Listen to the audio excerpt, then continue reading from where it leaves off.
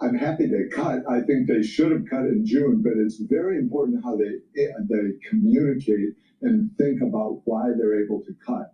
I think we need to shift the models a lot to where the Federal Reserve recognizes that production in the economy is going to be a key factor in inflation. Right now, they look backward at the inflation rate, and that's been problematic. So then they wait and wait and wait. So that's made them too late. This is not a new problem. This is a problem that the Fed's had for a long time. If you look at the inflation rate, then you miss what's going on in the economy. I think also they have to say something about the dollar, that the dollar is really important. And if you think about the way prices are set, you need to have the purchasing power of the dollar actually support price stability within the economy. And that hasn't been occurring. And I know you've said previously that a strong dollar, the strength and continuity of the dollar should be an important goal for the Fed. Is there a concern, though, if they are cutting much more, especially as Europe stops cutting, that you get a material weakness in the dollar, and that acts against the very goal that you're trying to accomplish? I actually argue for a stable dollar, not a strong dollar, because that's going to really affect competitiveness. The U.S. is trying to, and President Trump has a policy of bringing manufacturing to the U.S. So you don't want a strong dollar, but you do want it to be stable in purchasing power so that you don't have an inflation problem. And I think that's what's missing in the Fed's current thinking and statements about it. The upside, there's a huge upside. If you say that you're going to maintain the purchasing power of the dollar or defend the dollar, then you can have the whole yield curve be lower. That's the short end and the long end, which again, we're not achieving so far. In the Biden administration, the Fed cut rates and the yields went up because no one explained or said to the government, you've got to spend less money and you've got to really got to have stronger investment in the U.S. They were regulating it's so harshly that people didn't want to invest. So we have a conducive environment now. It's quite possible for the Fed to shift to a model where they're more welcoming of growth that would allow faster growth without them leaning against it. That's what we have to avoid right now. And David, again, some very clear ideas here. Have you had any conversations with this government, with Scott Bessent, about maybe being on the Fed next year?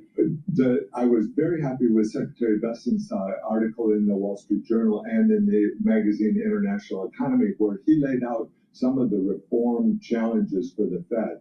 And so I think that's going to be really important in where the world goes.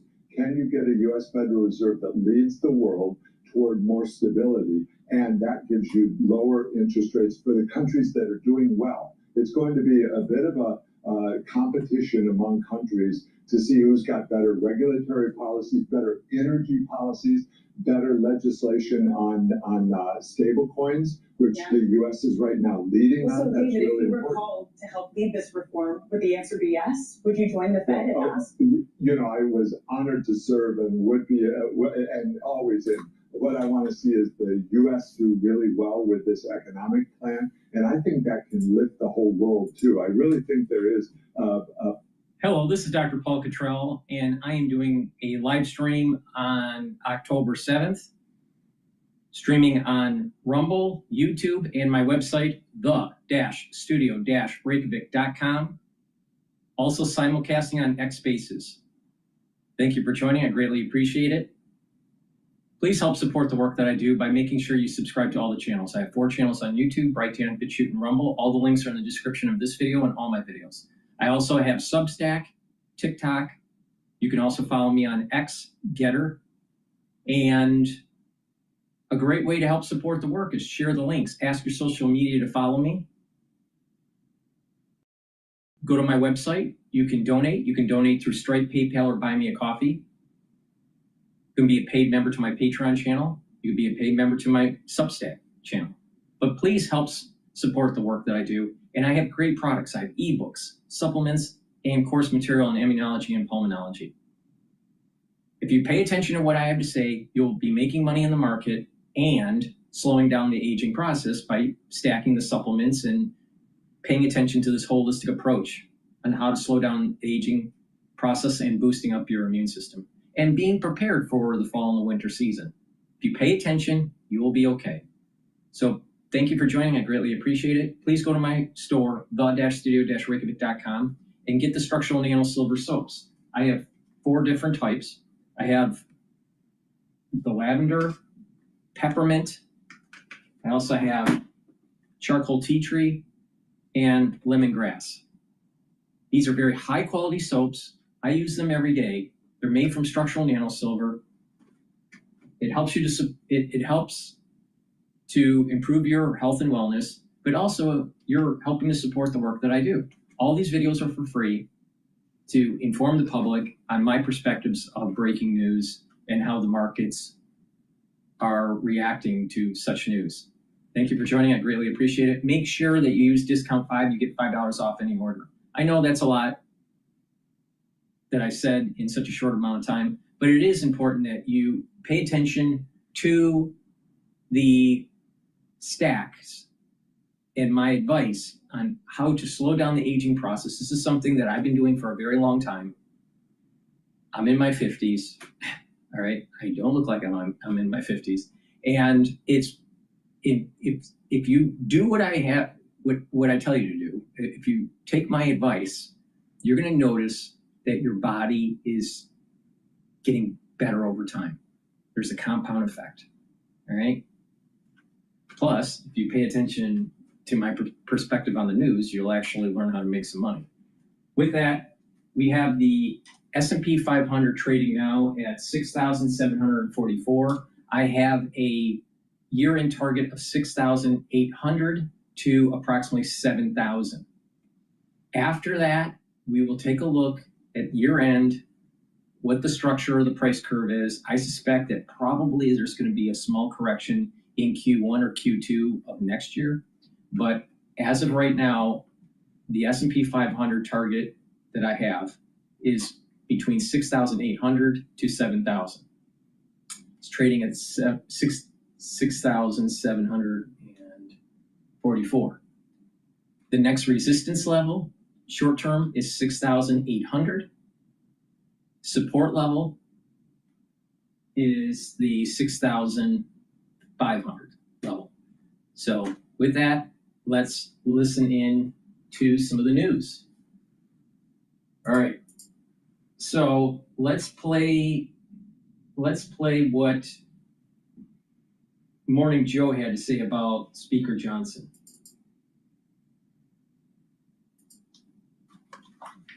The Senate yesterday rejected both Democratic and Republican funding bills for a 5th time. The House remains out of session after Speaker Mike Johnson canceled votes, saying the chamber has done its job in passing. No. He doesn't want these. He doesn't want Republicans around. He does not want House members around, Willie. Why? Well, there are a couple of reasons. If the House members are around, why don't they swear in we've heard about the Epstein thing. They'll have enough votes to release the Epstein files. They'll swear in Yeah, Democrat. be good because That's he wants one to do a reason. job. But I'm starting to think more and more that he doesn't want him around because he has such a small majority. They're going to say, listen, there are a lot of Republicans that are in districts where their people are going to start feeling the pain. Marjorie Taylor Greene, we're going to show a quote from her. She's up in Dalton, Georgia. I know Dalton, Georgia very well. Spent all my summers up in Dalton, Georgia. Let me tell you something. You cut Medicaid funding in Dalton, Georgia. You cut Medicaid funding. In between the Dalton, Chattanooga, sort of, Walker County, Casusta County, Sea Rock City, Ruby Falls, all of those things. You're going to have a lot of rural hospitals hurting. You're going to have a lot of nursing homes hurting. You're going to have a lot of young Georgians, kids not getting the type of care they need to get. Like, that's why Mike Johnson doesn't want Republicans in town, because their constituents are getting hurt. And you look at all of the people in districts that Harris won, and Republicans have a lot of reasons to actually vote with Democrats here and bring back some of these cuts. And talk about an interesting bellwether. Marjorie Taylor Greene saying to Republicans, guys, this isn't good for us. We want to expand those Medicaid benefits. My constituents like the Affordable Care Act that allows them to have health care. You're taking that away from them. this is bad, says Marjorie Taylor Greene. That district is a really interesting microcosm of what's happened in the country, because when I was growing up right across the Tennessee state line, it was a secure Democratic seat. Solid Democrat. Absolutely. And then in 1992, a guy named Pat Buchanan does extremely well up there in the primaries against Bush 41. Right. And now it's this, deep red district, but with this, they need government. Well, I mean, it's like my district. It's in Northwest Florida. It was a Democratic district from Reconstruction up until 1994. But man, when I campaigned, I didn't go to the Republican meetings first. I went to the Ross Perot United We Stand meetings first and nailed down my base there. Then I nailed down the as I called them, the wine and cheese Republicans. And then I had, and that's what a lot of these districts are. They are conservative, but they are populist, and the people in those districts their parents need Medicaid funding. Their children need Medicaid funding. And more important than that, even if they're not on Medicaid, the healthcare facilities they go to are overwhelmingly dependent on Medicaid. So they're having to shut down parts of their hospitals. They're having to fire staff. They're having to get rid of pediatricians. They're having to get rid of the people who take care of their parents in the later years of their life. This is bad news for Republicans. A $1 trillion slash from healthcare funding to give $1 trillion in tax cuts to Elon Musk and the richest people in the world. Yeah, it's so easy to just take the Beltway perspective and who's up, who's down politically. And it's important to remember the real people who are being involved by this, whether they live in blue districts or red districts or swing districts. And you're absolutely right. We still have underwater the so-called One Big Beautiful Bill is. Right now, there's a lot of messaging wars in terms of the shutdown, but at the end of the day, Republicans do control all three branches of government. Odds are they're going to take a lot of the blame, Mike. And I also think it's not a helpful look when the House Speaker keeps Republicans away. They can't do their job. First of all, I think it's more of a storyline that there's a district in Arizona that does not have representation in Congress right now. Just constituent services. They do not have a congresswoman because Mike Johnson won't seat her because of all this and because of the Epstein matter. And, just wanting to keep Republicans at home, that's going to make people think, wait, they're abandoning me. The sub-lead in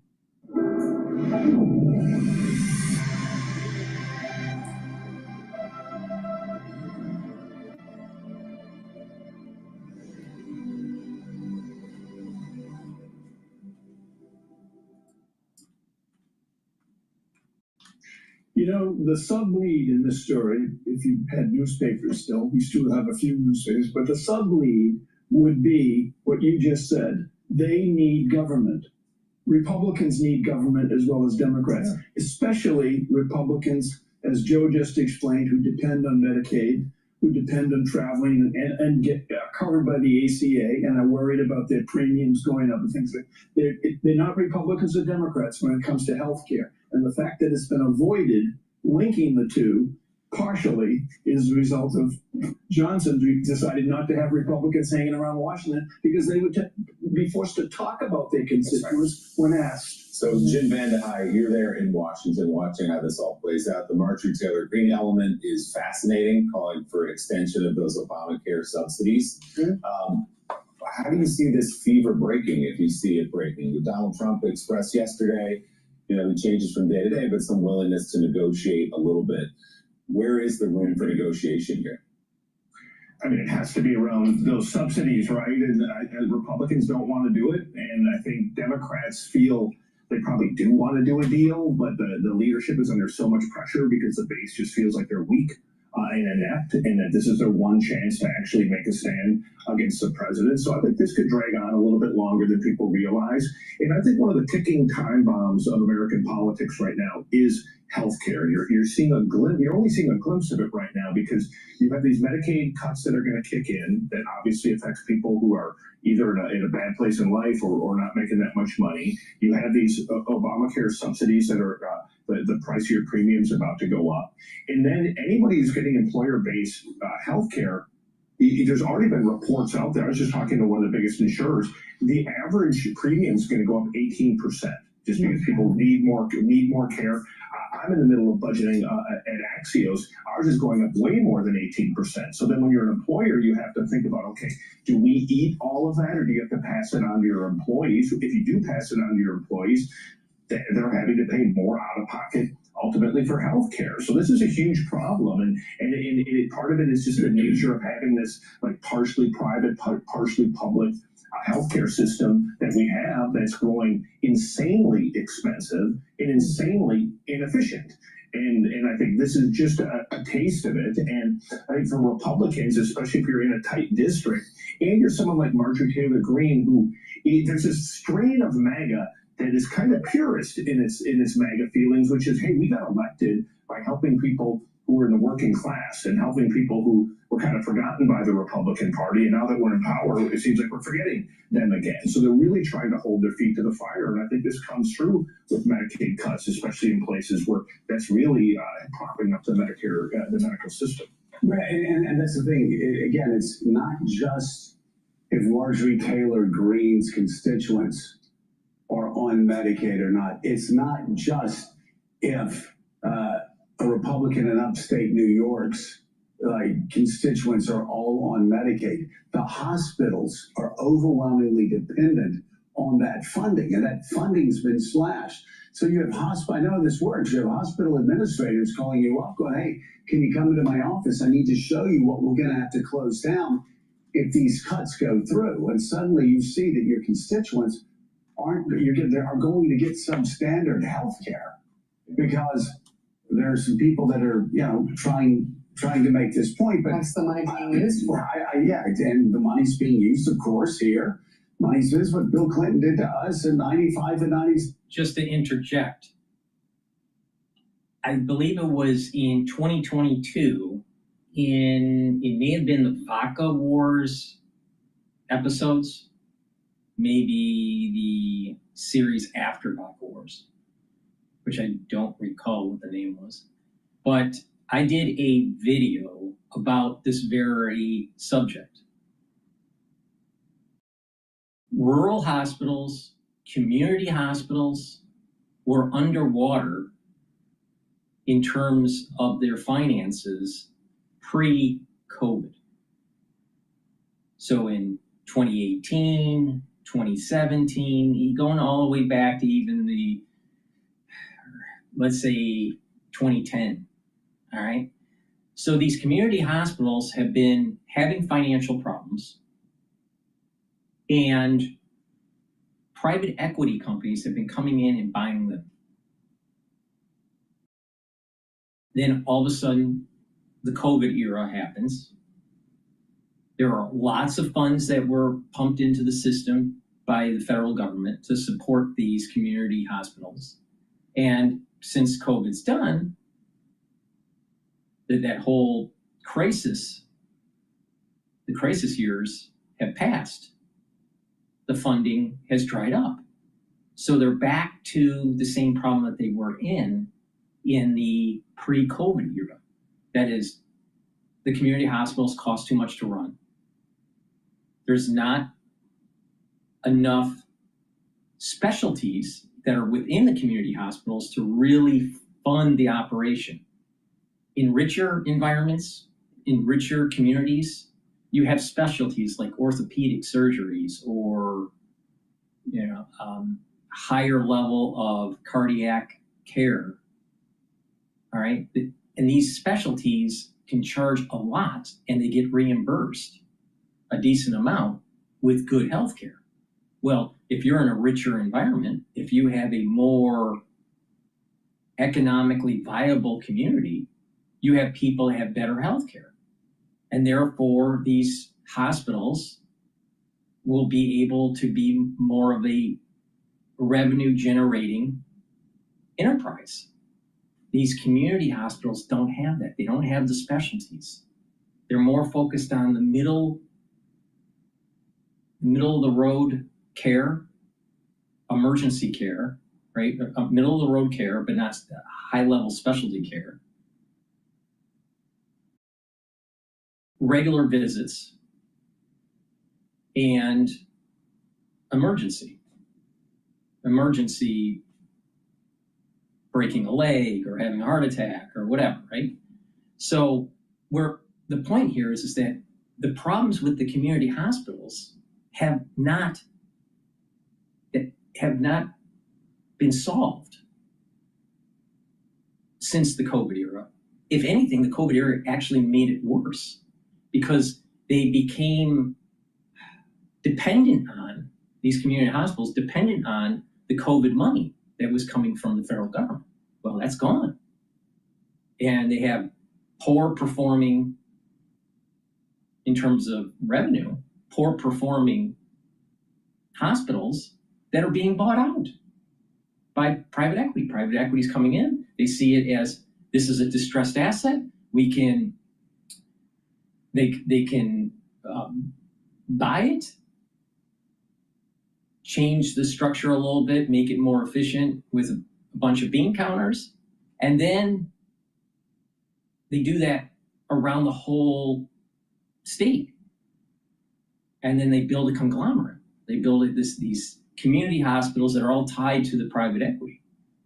And the private equity is getting cash flow from Medicare, Medicaid. The private equity has put in money into the system, and they're hoping to be able to somehow securitize this so they will make a larger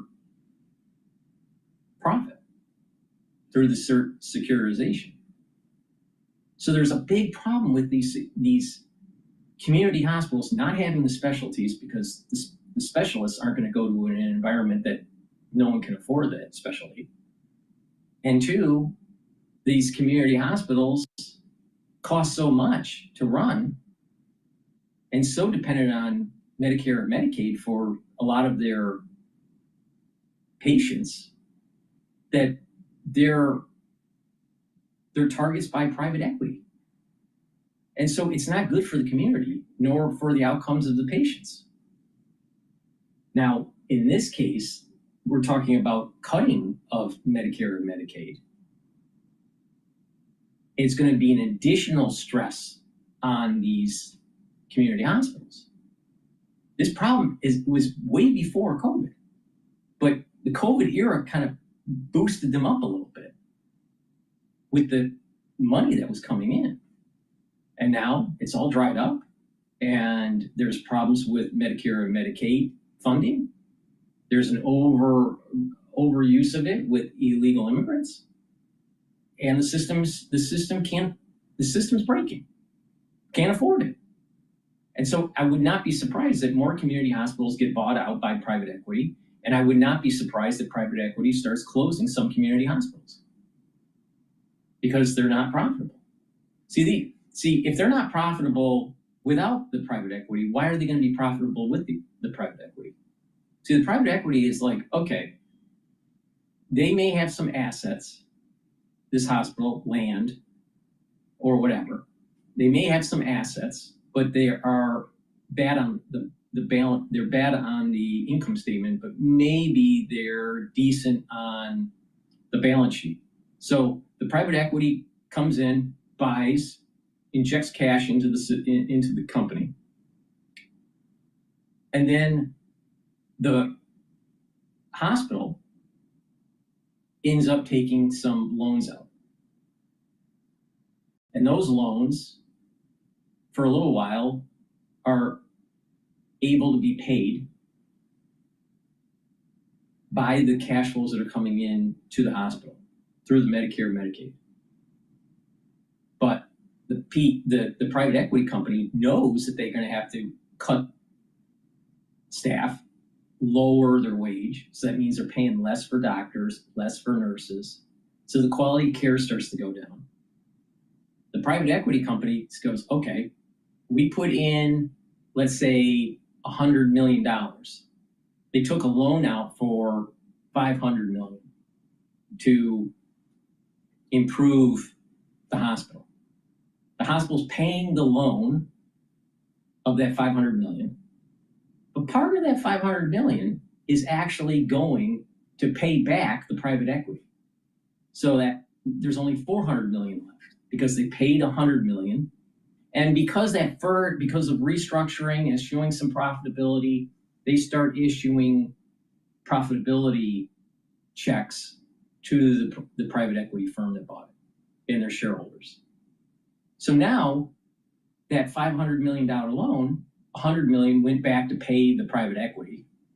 So now the private equity doesn't have any skin in the game because they've been paid by a loan. And then maybe they skim off another 50 million. So now there's only 350 million of money that was borrowed, even though it was 500 million, that is to help restructure the company. You play this out for 5 years or so, and what happens is that the community hospital will go bankrupt. Private equity didn't care because from their perspective, just with this simple example, they got their money back and they made money. And they don't care about the hospital. That's the problem that's going on in these communities. This was starting to happen before COVID, but this is going to speed up. And then you add in the problems with the shutdown and the insolvency of Medicare and Medicaid. It's a big problem. But I said this was going to happen back in 2022. I had the whiteboard. This was during the whiteboard years. And I had the whiteboard and I was drawing it up on what was going to happen to the hospitals. It was playing out right now. The money's being used for tax cuts for the rich. And yeah, it's not there's not a stronger argument I can think of in American politics than they're slashing your children and your parents' health care to pay for tax cuts for the rich, for Elon Musk and for the richest billionaires in Silicon Valley. I just want to circle back really quickly because we've been talking about this some, but I don't think people are paying attention to it enough. Yes, of course, we're talking about public health care. We're talking about Medicaid and Medicare. But what you touched on, I want to touch on again. Private health care insurance is exploding. Not only is it exploding, people are feeling it. There's a real crisis out there. You know, we always talked about how in Canada, we don't want nationalized health care because it takes 6 months to get the doctor or the procedure you want. That's now happening in some cases with private health care, where they'll deny, they'll finally approve, and then they'll come back with a denial letter, and you just keep going around in circles to try to get to see the doctor you want to go see. Private healthcare insurance, the exploding cost of it, along with Medicaid, Medicare, these other issues, those are going to combine for a toxic mix on the campaign trail in the coming months and years, aren't they? Yeah, and again, it goes back to what you were talking about, experience and competence, right? We have this bloated, complicated, way too expensive healthcare system that is really one of the most bureaucratic, almost unexplainable systems and feels unfixable. Well, the only way you fix it is actually having people who have authentic expertise who take this and try to figure out, like, how We have RFK Jr. It can't be fixed. It's only going to get worse. And this is why I keep on saying it's super important to take care of your health. Because if you get on pharmacopoeia because of poor lifestyle, you're going to spend more and you're going to have less vitality, less longevity. Most people, they don't pay attention. They think that, they can kick the can down the road or they'll be okay. And eventually it gets too expensive. The only way to squeeze out the cost of healthcare is to have a society that is much healthier. You have less cardiovascular disease, less cancers, less dementia, less diabetes. Now, of course, there's going to be some diseases that are not lifestyle related. But most of the problem, most of the cost in the United States is because of poor lifestyle decisions. So that's the answer. The answer isn't bureaucracy. The answer is tell your constituents, tell the population, look in the mirror and say it's your fault. Everybody's is at fault with higher health care. It's not the insurance company's fault. It's not the doctor's fault. It's not the medical school's fault. It's not the government's fault.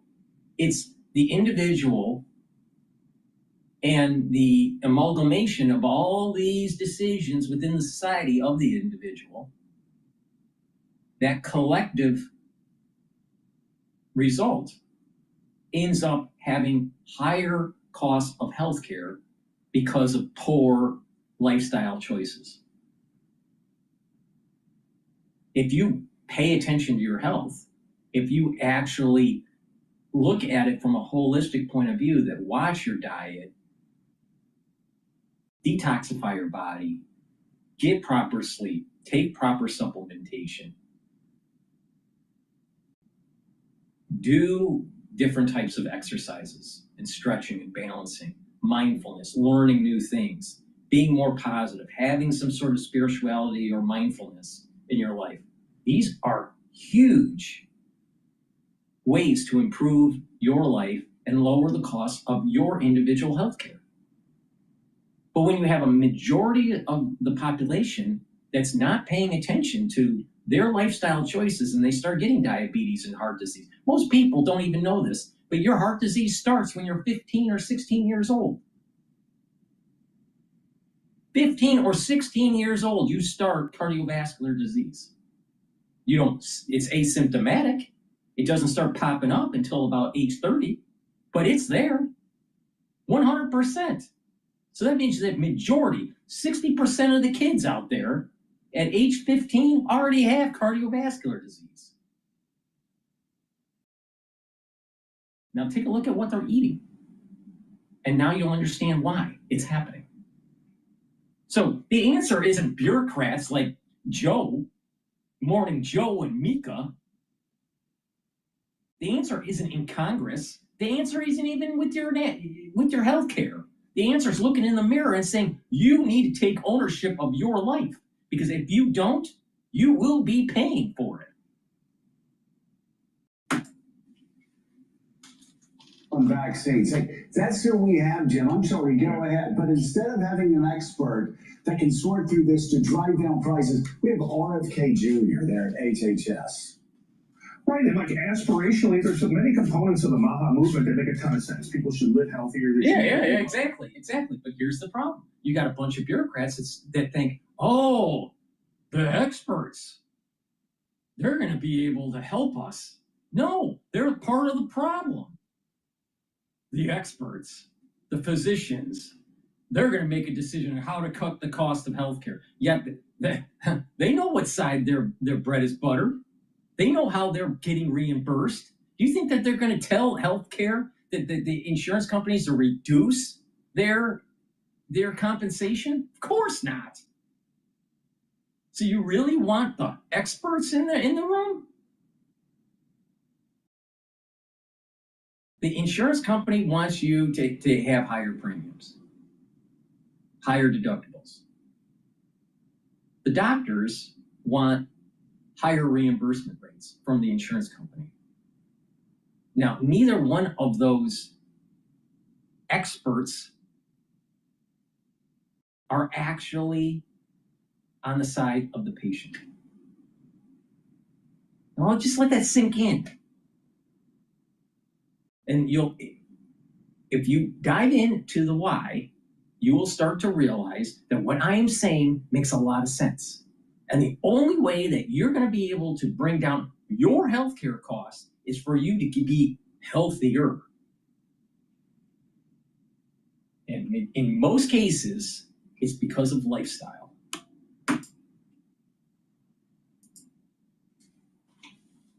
In their food, but you also have a very sick population. Just look at the numbers. It is what it is. And I've experienced it. My wife has had a lot of different health issues, and we have all of the benefits. We have Blue Cross Blue Shield. We know doctors. We can do whatever we want. And it's still a terrible system. It's still a terribly inefficient system. So that poor person who's on Medicaid, who only has one hospital to go to, it's not just like, oh, it's a political topic. It's their damn life, right? It's whether or not they can get the medicine that they need, whether they can get the treatment that they need. If they can't get to the hospital, it's not close enough, they might not go at all. They don't go, they die. And that's why competence matters, and thinking about these topics and the complexity of it matters. And so this is another political fireworks show. It'll be resolved like every other shutdown has in the past. But I think the reality of the healthcare system is really coming into full focus. And it comes into full focus when you don't get something you need, or what you need costs a hell of a lot more than you can afford. Well, even after this is resolved, healthcare is going to remain a massive, growing crisis. Yes. Yeah. Axios co-founder and CEO Jim Vandehei. You can't look at this disparately. You got to look at the big picture here.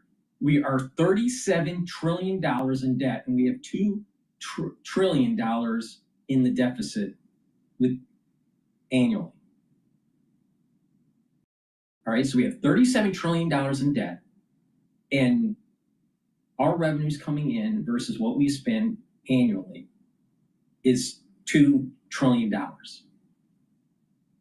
That's a lot of money.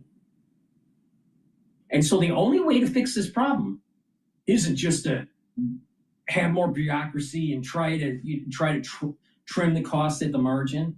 They need to cut Medicare, they need to cut Medicaid, and they need to cut Social Security. Now, you can't just cut it 100% right now because people are dependent on it. This is why you have to do it based on a tiered tranche system. If you're already in the system, if you're already retired or already in dependent on Medicare or Medicaid because of an injury or whatnot, then you still get it. If you're a veteran, you 100% get your health care covered, no matter what tranche you're in. I think veterans should always get their health care covered 100%. Now, if you are already retired, you keep your benefits with a COLA adjustment. If you are 5 years about ready to retire, you get your benefits with your COLA adjustment. If you're in the tranche that is going to be retiring, let's say in 6 to 10 years, you get less benefits, but you'll get some benefits, maybe 80% or 85%. Let's just 80%. And then if you are in the 11 to 15 years from retirement, maybe you only get 60% of your benefits, 60% of your Social Security. And as you go down the line here, you'll get to a generation that gets nothing. And that way we can slowly get off of the dependency of the government. And you can be saving more. And when you do that, you'll start to notice that healthcare costs will start to go down. See, if you take a look at a chart, when there is a requirement for healthcare or requirement for insurance, like car insurance, then all of a sudden car insurance starts to go up. And it accelerates the costs. So what you have to do is get to a point where you make it that it's not required. And once that happens, then the demand is less. And the insurance companies still want those premiums, so they're going to realize they need to cut down those premiums to be able to have that incentive. So this government monstrosity that they've created has been a signal to the insurance companies to raise premiums, not lower premiums. Because we're being told if you have more people in the system, in the pool, you'll be able to bring down the costs. But has that really happened? No. Why don't you do reverse logic and just be a contrarian and go, well, what if we actually reduce the pool? What would the insurance companies do? And I'm willing to bet that the insurance companies, because they need the premiums to maintain their shareholder, that maintain those shareholders and the PE ratio, the price to earnings ratio. If their earnings go down, that means their price of their stock goes down. And so they're going to realize, well, wait a minute, we're going to need to lower premiums so we can get more customers. And therefore the revenues come back up. So don't believe this bullshit that it's, oh, the pool. If the masses moved away and stopped paying for their insurance would go down for sure. And then the hospitals will start to realize, well, wait a minute, most people don't have insurance, or a lot of people don't have insurance. They're not paying for their insurance. They're getting healthier. And so what will happen is that these hospitals will have to restructure their organizations and start cutting costs. But if you have a government that keeps on doling out money for insurance, there's no incentive for the hospitals to radically cut their costs, where doctors radically cut their fees, their fee structure. And this will diffuse even into the cost of medical school. Medical school will go down, not up. The only reason why all this is happening is because the government is involved. The government keeps on issuing loans for students. Well, the schools can just keep on jacking up the tuition. If the government capped it at a certain rate, they wouldn't be able to do that. If the government reduced the amount of loans that are going to medical students, then the medical schools will have to lower their rates. The same issue with the insurance companies. So it's going to take a long time to do this, if ever, because you have the Democratic Party that says just give me, which just leads to more debt and more inflation. And you have the Republicans that are saying, well, we want to cut these programs. But there's another part of this: cut the Social Security, Medicare, and Medicaid through a titration method, through a tranche method. The other side of the coin is that the uber wealthy will have to be heavily taxed to 75% of their income. Uber wealthy, I'm talking billionaires, where 75% of your income, boom, gone, goes to the government. Why? Because they have too much money and they actually tip the scale for their benefit through K Street. The more money you take away from them, the less power they have. That's the right way to fix this. You have people that are very powerful that use K Street for their benefit, like insurance companies, or see if wealthy individuals weren't tipping the balance,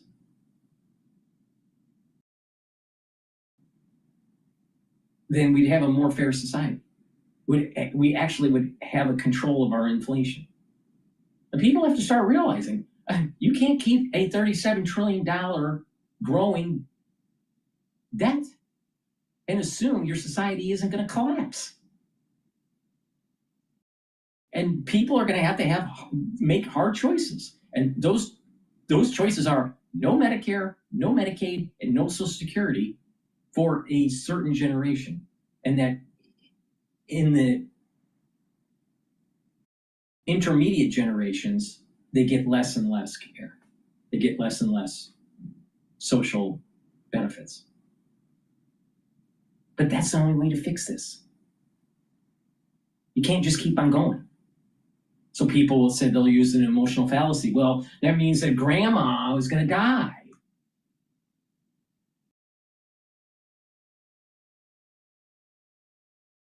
We may lose our country if we keep on staying the course of this indebtedness.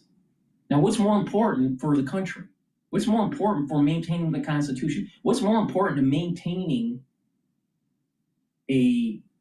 our country into the future, into the next 150 years? Is that more important, or is the life or death of grandma? See, this goes to the core of the problem. It's egoism.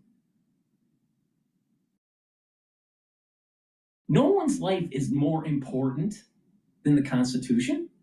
No one's life is more important than making sure that we have a better and strong government and society to be able to benefit future generations. No one's more important than that. I'm not, you're not. So we're going to have to bite the bullet here. It's really important that people need to start realizing that Social Security, Medicare, and Medicaid are going to have to be eliminated, but slowly.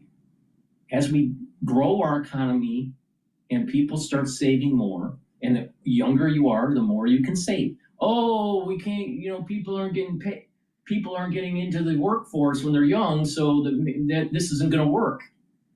What's the other solution? Keep the young in some sort of social program that leads to the destruction of our country?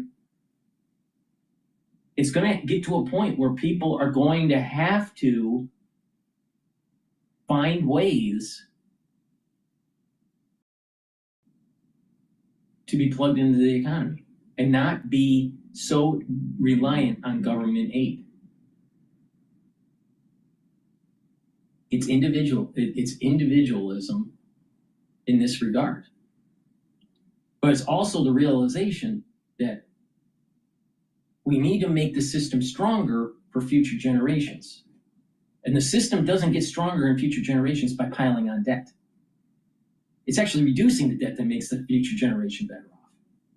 Now, the sad thing is that the future generation won't even care. They won't even really be thankful of it. I mean, case in point, look at how many people, even in your home, in your household, actually think about the sacrifice of individuals, let's say during World War II, the soldiers in World War II, or any war in the United States, for the United States. You really think about that? Are you really thankful?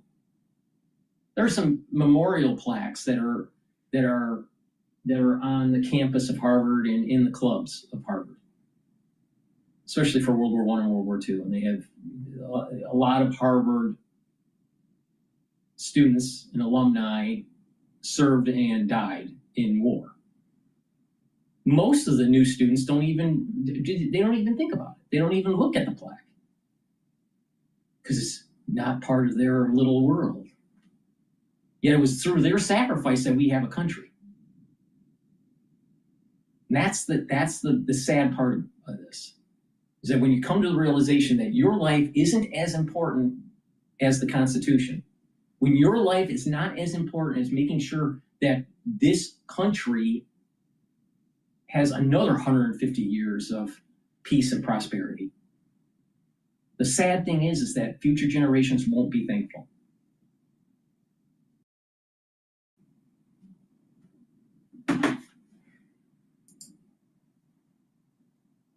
Please go to my store, the-studio-reykjavik.com. Be prepared for the fall and the winter season. Something's coming. You know what it is. Cases are going up. Wastewater surveillance is proving my point. This fall and winter is going to be problematic. You need to mitigate. I have structural nanosilver toothpaste that will whiten your teeth, freshen your breath. It will help with inflammation at the gum line and improve your gum line health. But also it'll help to neutralize. Super important for the fall and winter. Get a few tubes of this toothpaste, very high quality, has no fluoride. It's made from structural nanosilver. Please go to my store and get the very high quality toothpaste. Another great thing to use during the fall and the winter, but this is something that I do every day as part of my anti-aging protocol, is taking the Max 35, which is 35 parts per million, or Cleanse, which is 30 parts per million. You take them the same way. Teaspoon a day, swish in your mouth, and gargle 20 seconds, 30 seconds, and then swallow it. What will happen is that you're improving the health of your oral cavity and your oral pharynx, which is in the back of your throat. You're maintaining mucosal barrier and helping the health of your epithelial cells. That's super important. This fall and winter, by having a more robust immune system and improving the health of the epithelial lining, you're going to be able to weather the storm that's coming. Right? Take a teaspoon a day every day. If you're not feeling well, take a tablespoon or two a day. Or if someone around you is not feeling well, let's say a family member or a coworker, take a tablespoon or two a day. Swish in your mouth, gargle 20 seconds or 30 seconds, and then swallow it. Again, that will boost up that immune system. Prepare yourself for the fall and the winter. You want to boost up that immune system beforehand. And if you potentially are exposed to something or you're concerned, then just up the dosage to a tablespoon or two a day. And then go back to your maintenance dose when everything's all clear. I take Max 35 or Cleanse every day. And I've been doing that for over 5 years. Teaspoon a day. If I'm not feeling well, I'll take a tablespoon or two. Now, go to my store, the-studio-reykjavik.com. Be prepared for the fall and the winter season. And a great way to do that is to get the toothpaste and get the Max 35 Cleanse. Use discount 5, you get $5 off any order. If you spend $100 or more, you get a free gift until supplies last. All right. All right, I want to play this MSNBC News clip.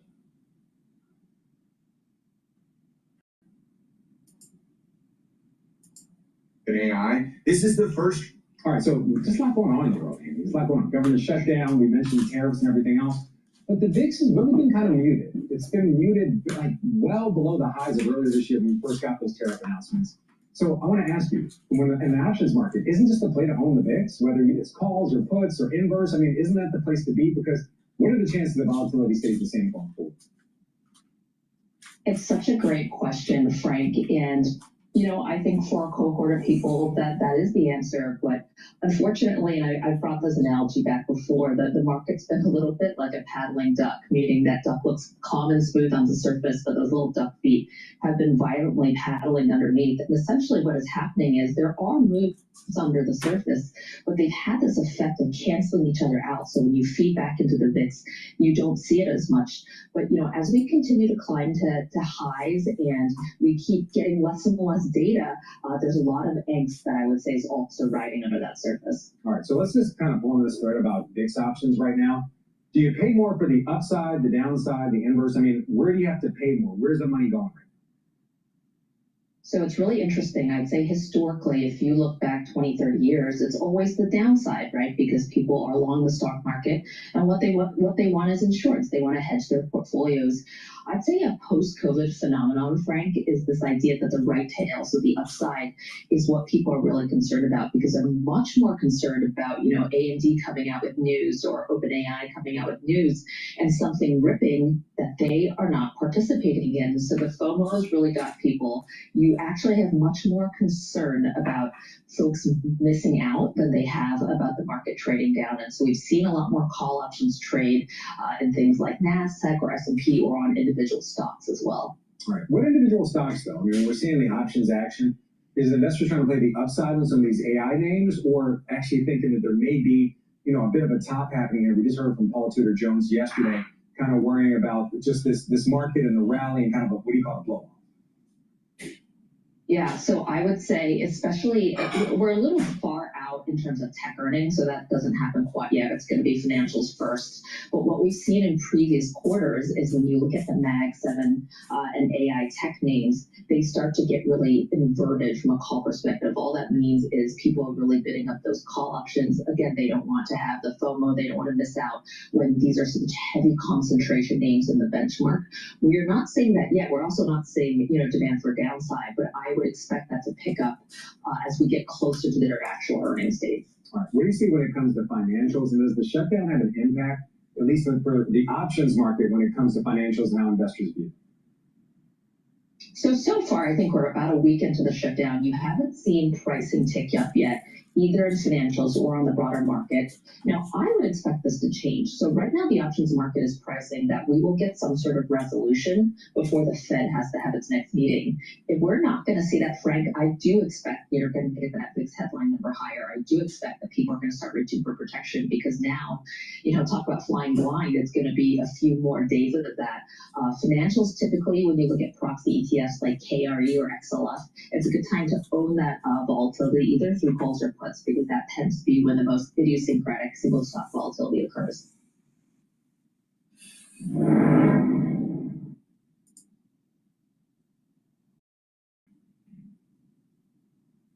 right, let's see here.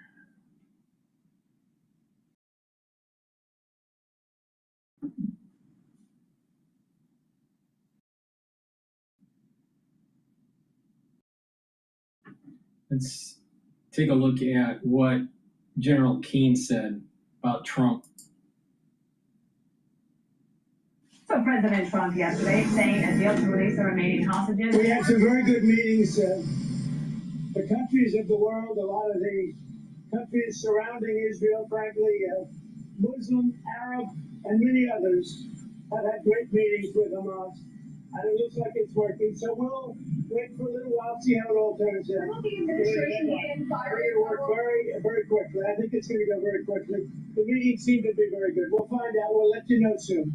Okay, so that was President Trump yesterday. So this is regarding the deal that remains on the table to release the remaining hostages and the war in Gaza. It could be close or it could not. There are indirect talks in Egypt today after Trump's initial deadline for the hostage release passed last night. The president warning of, quote, massive bloodshed if a deal is not reached soon. General Jack Keane is here for us, and we need you to help sort this out for us. Do you think Hamas will take the deal and release all the hostages at once? Well, I know a couple things. I think they're going to delay the release of the hostages and use all sorts of excuses for doing that. And I think they're going to hold over the release of the hostages ahead of that. Their position is they don't want to disarm. They're implying they're willing to give up control, but I think if they can keep their weapons, that enables them to maintain some kind of control going down the road in the future. So everybody has reservations here, and certainly the Israelis have the concerns that we just discussed. Hamas doesn't think the Israelis are going to really pull away from Gaza City and go to the border of Israel, and obviously the Arabs have always wanted some definition here of a Palestinian state. There's a pathway to it, but not a definition of one in the deal. And they also wanted some representation from the Palestinian Authority. It's not in the deal, but Palestinians are in it in terms of the oversight committee. Yes. The other thing that's operating here and makes it feel good, I really believe all the participants, to include political leaders of Hamas, maybe less so with the Hamas fighting forces themselves, that if we don't do it now, it's likely not going to get done. Yeah. And we're just going to return to the war that's been going on now, for almost 2 years. So that, I think, is a sensing that the Arabs have, the Qataris have that sensing, the political masters of Hamas have that, the fighters themselves possibly not. And so I think the Israelis are there as well. And the President of the United States has stitched this thing together. Listen, we got to give him a huge amount of credit. The behind-the-scenes work with him and his team and all the parties here has been really quite extraordinary. They'll get out eventually in terms of the details, the arguing back and forth, the compromises that have been made to get us to this position. And we're as close as we have ever been. And we'll just see if we can get across the finish line here in the next few days. It is interesting how silent the ceasefire now crowd has been since President Trump put this on the table. That ceasefire could happen if Hamas would take the deal. And can I ask you about one other topic? That's the other big topic we always seem to come back to you on, and that's Russia and Ukraine. Russia's not letting up on these airstrikes, and Zelensky was on air over the weekend. Russia has rejected every proposal to end the war or even to halt the strikes. It is blatantly trying to destroy our civilian infrastructure, especially now ahead of winter. Gas facilities, power plants, and transmission systems. Zero real reaction from the world. Where are we in this conflict, we as collectively? Yeah, well, Russia's strategic objectives have not changed. certainly to take control of Ukraine, expand into Eastern Europe. And to date, nothing has persuaded Putin that his war strategy to accomplish those objectives are not being met. In other words, he feels comfortable that continuing the war is still the best option for him. And nothing we have done has changed his mind. And indeed, what has happened right in front of our eyes, he's escalated the war. He's escalated the war in terms of the bombing campaign against civilians and civilian infrastructure, energy infrastructure, principally with winter coming. And he's also penetrated into Eastern European countries that certainly undermine the alliance itself, force them to look more at their internal security than helping Ukraine, and just put in doubt the whole circumstance that Russia has imposed on Europe. So yes, I mean, Putin is steady, he's deliberate, he's ruthless to be sure, but he's not reckless. These are deliberate, methodical moves that he is making to undermine the United States' will and resolve and undermine the Europeans' will and resolve. That's what he is really about here. And we've got to stay focused on it. We've got to outgun the Ukrainians militarily, and some of those decisions have been made last week, and that's all good. We can't get into the specifics of that. And I still think we got to foreclose on the sanctions and the tariff, slap them hard in terms of anybody that's purchasing oil, certainly from the Russians. That obviously is China, it's Iran, it's a whole bunch of other countries they're helping to finance this and arm them for sure. But the reality is we have got to get tougher militarily and also economically to put real pressure on Russia. We don't know if that would get him to the negotiating table either. But this much we do know. The current path is not getting there.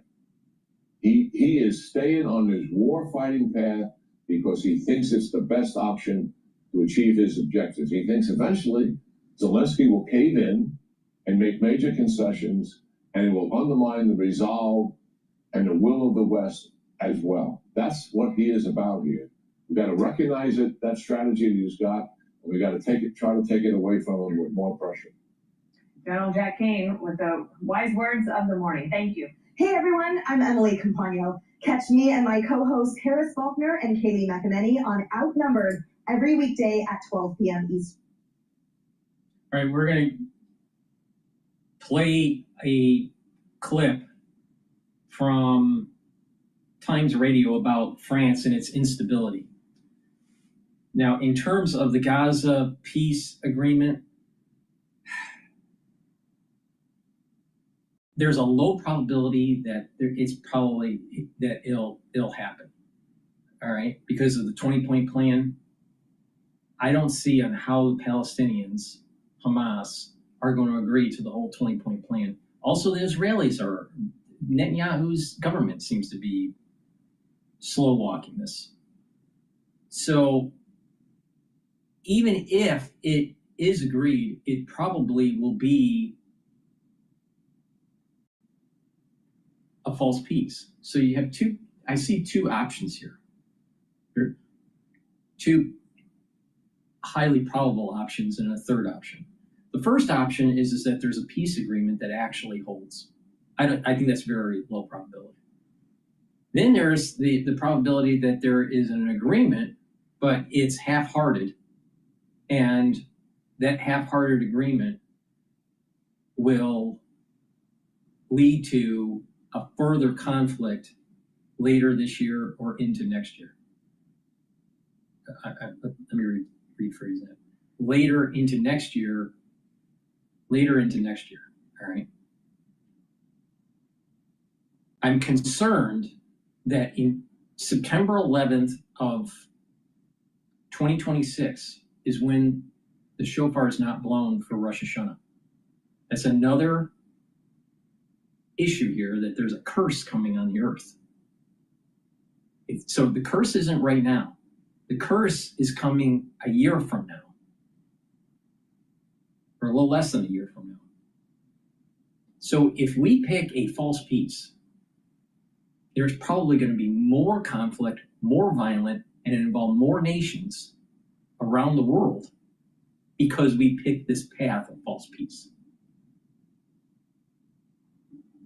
The other option is that neither of the participants agrees, and there's no deal.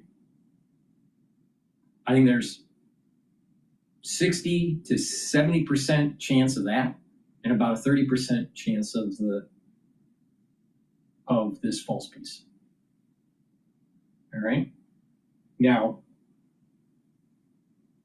I've been putting it into the context of what's going to happen in 2026 on September 11th during Rosh Hashanah when the shofar's not blown. And I keep on using that as a guide. Is there a decision that's taking place now up to that point in time, September 11th of 2026, where if we make a decision, it may make it worse. And a false peace is a worse solution. Now, most people think there's not going to be any agreement. That's probably true, 70% chance. There's a 30% chance that there's some sort of expedience because of Washington that will lead to a false peace that will lead to further worsening of the conflict in a year from now. That's the problem that I'm really concerned about. Now, that's a little metaphysical. It's not, it's not using it in these typical geopolitical lens. It's more of a metaphysical lens, but I'm concerned about it. And I mentioned it during my show with John Hogue. Please go to my store, the-studio-reykjavik.com. Get the digestive enzyme complex. This will help you to break up your proteins, carbohydrates, and lipids, reduce the stress on your pancreas, allow you to absorb your nutrients, and that will help with your metabolism and your digestion. It's really important to take a digestive enzyme complex to help with your pancreatic health, especially if you're 40 years of age or older. Even if you're healthy, your pancreas doesn't perform as well. So it's important to take the digestive enzyme complex and help with your pancreatic health. Now, it also has bromelain in it, and bromelain is an enzyme that helps to break up clots. In addition, the proteolytic enzymes here will help to break up glycoproteins. And this is the reason why I said you should be taking the digestive enzyme complex, not just for your pancreatic health and for digestion, but also to weather the storm, let's say for the fall and winter season, because it'll help to break up clots and break up glycoproteins. And I've been saying this and recommending this during the 2020 crisis. So please go to my store, the-studio-reykjavik.com. Get the digestive enzyme complex. It's dual purpose. Help with your pancreatic health and take it during the fall and winter season. NAD Plus is a supplement that will boost up your NAD Plus levels, increase your energy, help to repair your DNA, including your mitochondrial DNA. So your cellular DNA and your mitochondrial DNA will improve. And NAD Plus will help to protect your neurons. This is super important to take if you're 40 years of age or older. And ubiquinol. Ubiquinol is the most bioavailable form of CoQ10. Ubiquinol will soak up free radicals because it's an antioxidant. It's going to help with the health of the mitochondria to boost up your energy levels so you have more ATP, and ubiquinol will protect your neurons. So a neurostack, a powerful neurostack, is to take the ubiquinol and the NAD+. And an added benefit of this stack is that you're helping with your pancreatic health. So you're helping with your digestion, your pancreatic health. You're preparing for the fall and the winter season. Believe me, that's going to be problematic. And you're protecting your neurons, boosting up your energy levels, and repairing your DNA damage. And you're going to need to repair your DNA damage because of this fall and winter. Trust me. So here's a great stack for that. Now, if you start paying attention to what I have to say, you're gonna weather the fall and winter much better. Use discount 5, you get $5 off any order.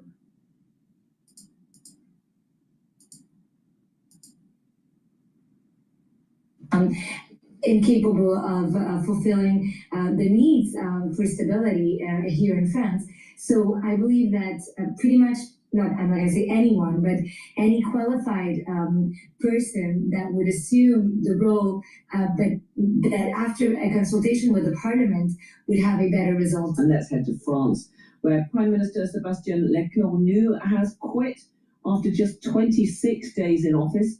He succeeded François Bayrou, whose government fell when MPs rejected his budget, but faced immediate backlash over a near identical cabinet and mounting threats of a no-confidence vote. Just a little earlier this evening, I spoke to Eleanor Carriot. She's an MP in President Macron's Renaissance Party, and she gave me her reaction to Sébastien Lecornu's resignation. It is more the result of the current crisis, which is also the result of a very divided National Assembly and France's learning curve as it goes from a very presidential regime to a more parliamentarian one.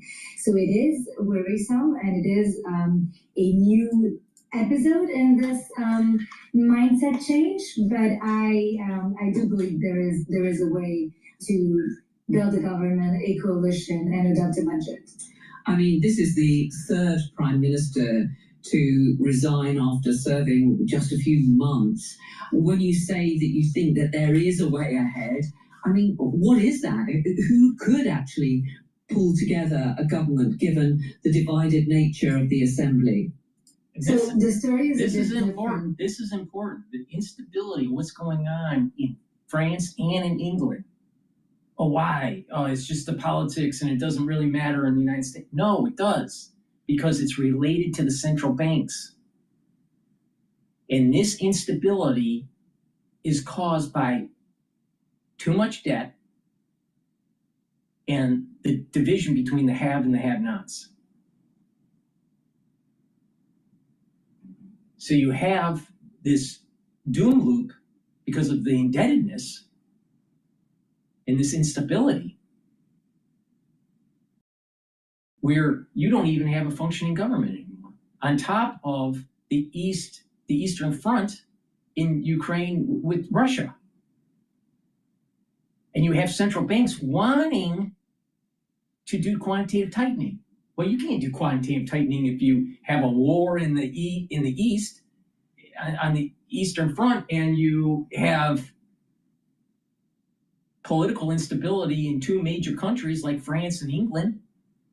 This is a major problem. Now, the United States is faring much better. We are, in relative terms, more stable financially and politically and militarily. But France and England are not.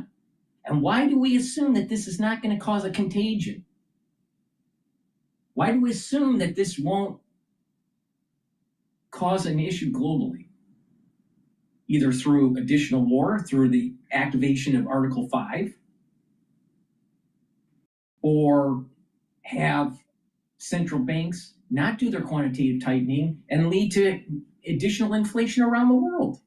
See, people keep on saying, oh, the inflation is so bad in the United States. You got to pay attention here. It's happening all over the world. Oh, it's the tariffs. No, it's not the tariffs. This was happening under Biden's administration. Why? Because government spent too much damn money and had a monetary easing policy during COVID. That's why. And we were still in the aftershock of Lehman in 2020. We were still feeling the aftershock of the central banks putting so much on their balance sheet as they were trying to do quantitative tightening.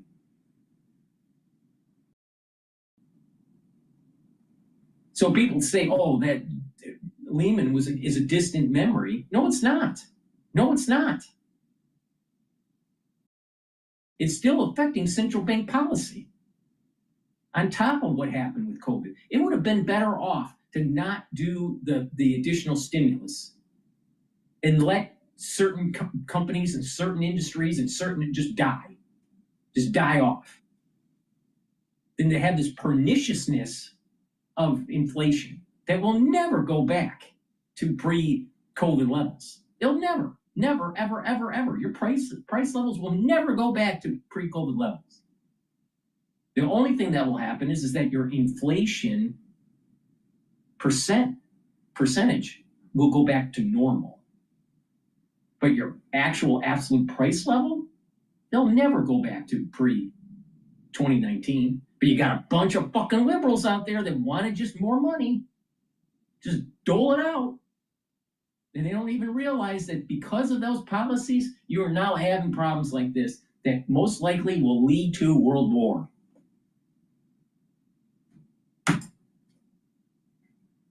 Had a prime minister that was appointed and was censored by the National Assembly in a gesture that was rather unique, whereas the far right voted with the far left and all the oppositions after a budgetary discussion. That was the first one, Michel Barnier.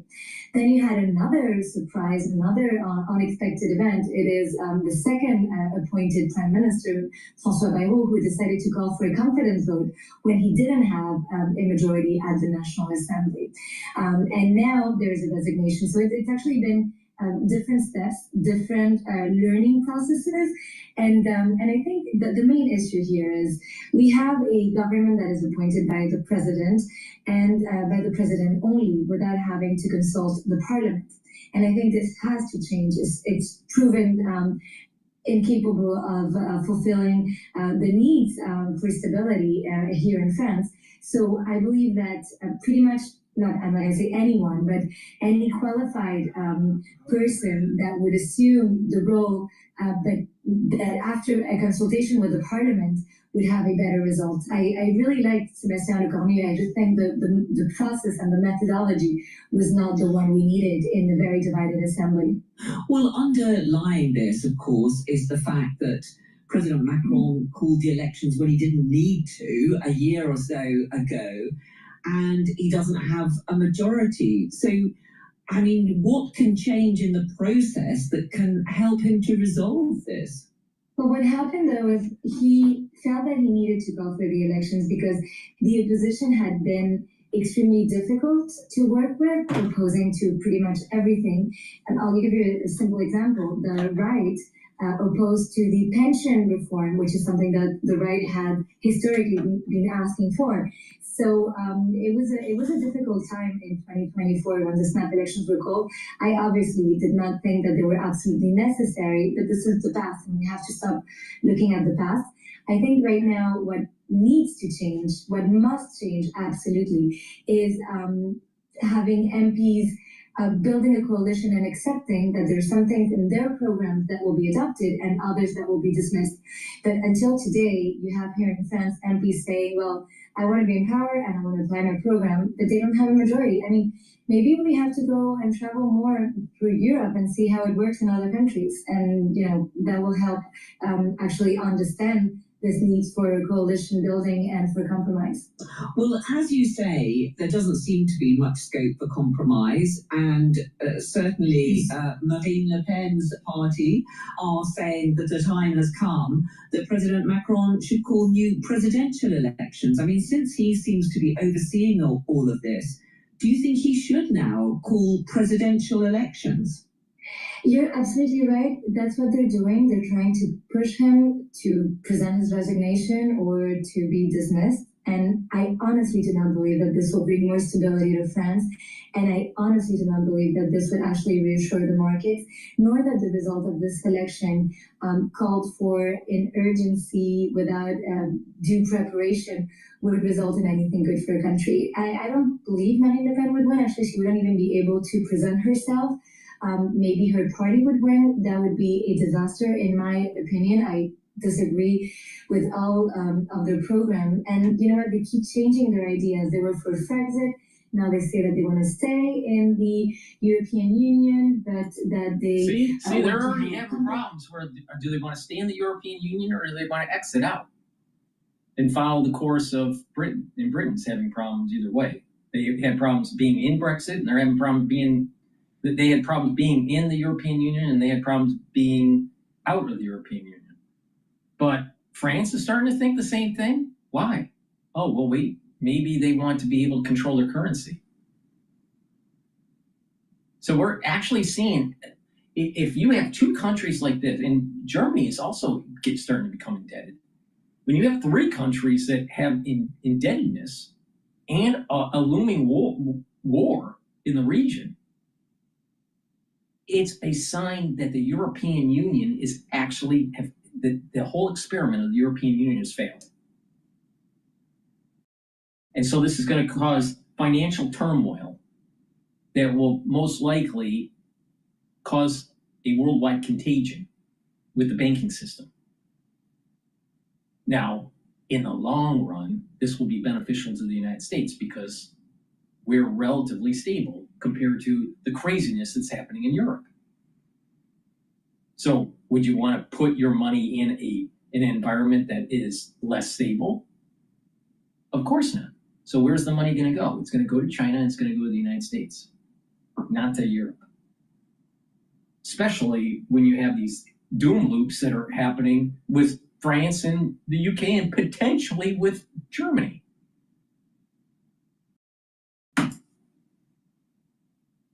Before that, they were more for workers.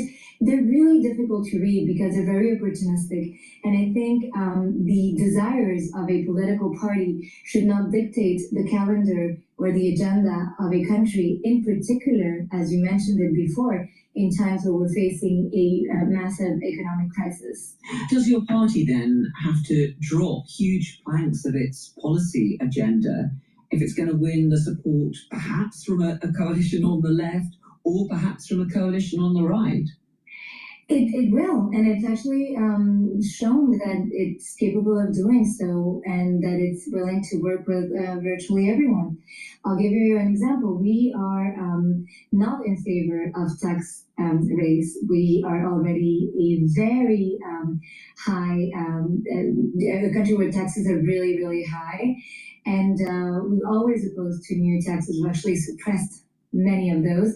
And the left believes that we need more money coming into the state and that we need to increase taxes. Well, we accepted that as an exceptional measure for a few years. And we're totally able to speak about virtually anything. But this needs to be a compromise and a discussion that takes place at the National Assembly, not something that is imposed by a minority coalition as the left now seems to be willing to do. Just finally, how serious do you think is the crisis facing France and its political system? Because, I mean, the reputation of your nation is at risk here, isn't it? It is, and as I said, there is also the economic risk. But on the other hand, you've had similar crises in virtually all of the parliamentarian democracies. You've had Belgium without a government for more than a year. You've had Italy with the Parlamento government after several political crises. I think what matters is not how bad the crisis is how capable you are of finding solutions. And as we speak today, even though the situation is worrisome, and even though I share most of my constituents' preoccupation, I do believe there is a way, and this solution still stands here at the National Assembly, and you can count on me to do everything in my power and in my group's power to find these compromises. Well, that was Eleanor Carriot, who's an MP in President Macron's Renaissance Party, speaking to me just a little earlier here on Times Radio.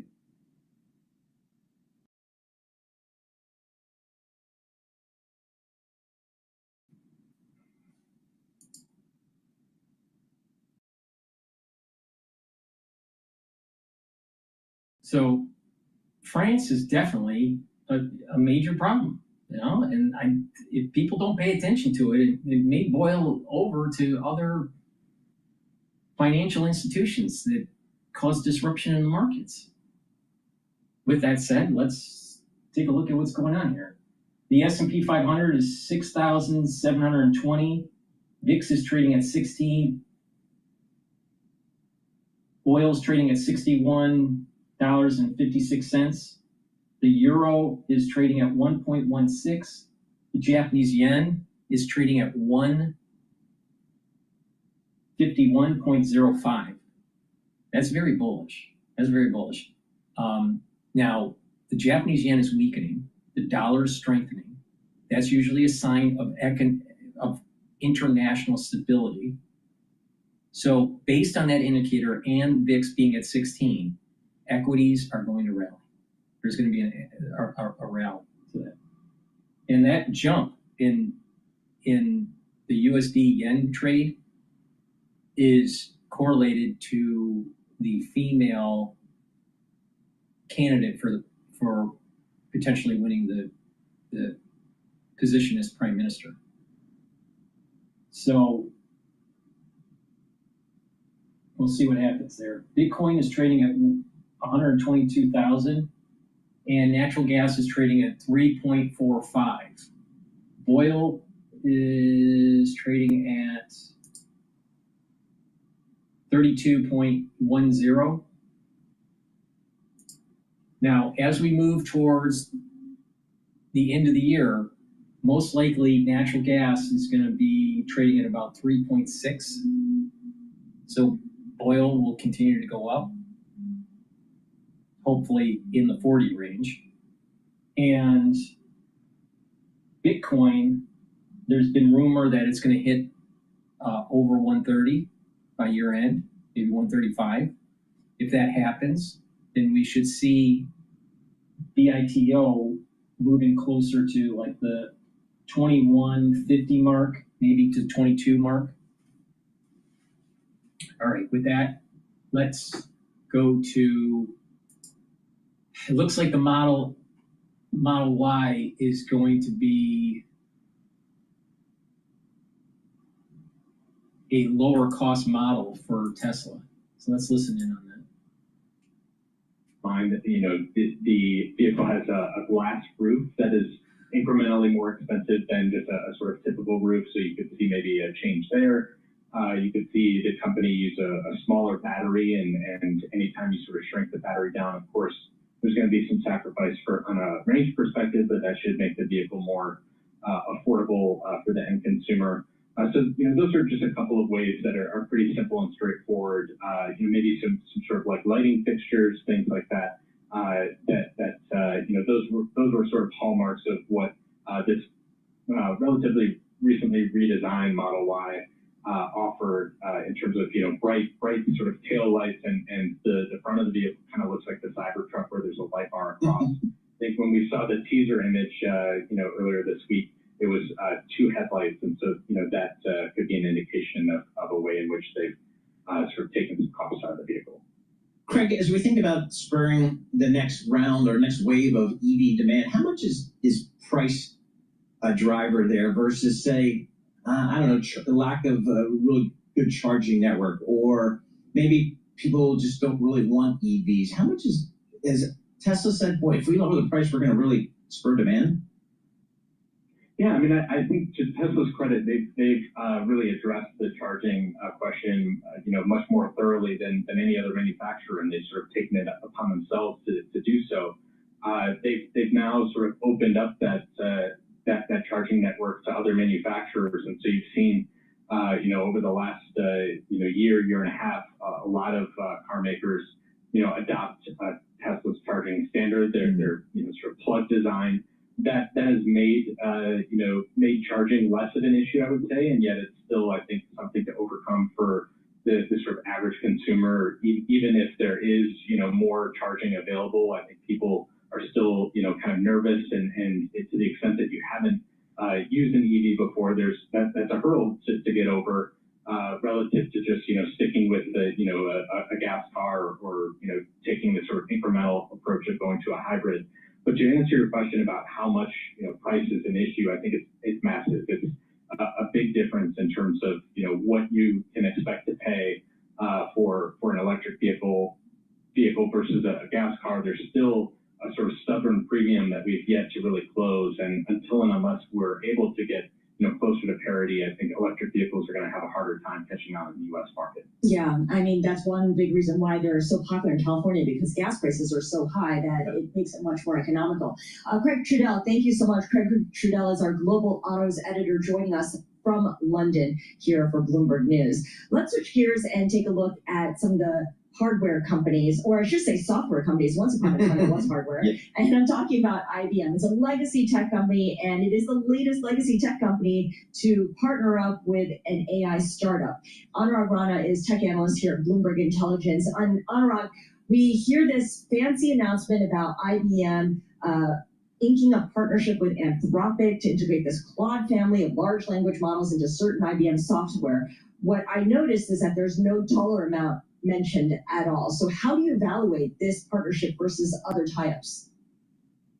See, when you come to a company like IBM, I think they have done a very good job of being open and partnering with other vendors. I think the acquisition of Red Hat was the first such example a few years ago. And frankly speaking, the company has turned around quite a bit. Now it's more of a software company than it is a service or a hardware company. So when you look at today's announcements, IBM still has a lot of footprint in legacy companies and their internal infrastructure, whether that's a regulated entity, whether that's an on-premise software. What they're basically saying is, for these companies who want to add more AI capabilities into their infrastructure, we're going to use one of the best models that's out there, and that's Anthropic. They're not, just solely dependent on IBM's own internal models, but we see more and more of that happening. That companies like IBM and other services companies will go out and partner with, Anthropic, with OpenAI, with Gemini, and give more enterprise capabilities to vendors or to companies, basically. How does Anthropic differ from OpenAI, if at all? That's a very good question, Paul. And right now, what we're seeing is Anthropic is pushing more and more stuff on the corporate side or the enterprise side. On OpenAI side, their core business is still ChatGPT, which is the app, and that's more of a consumer app right now.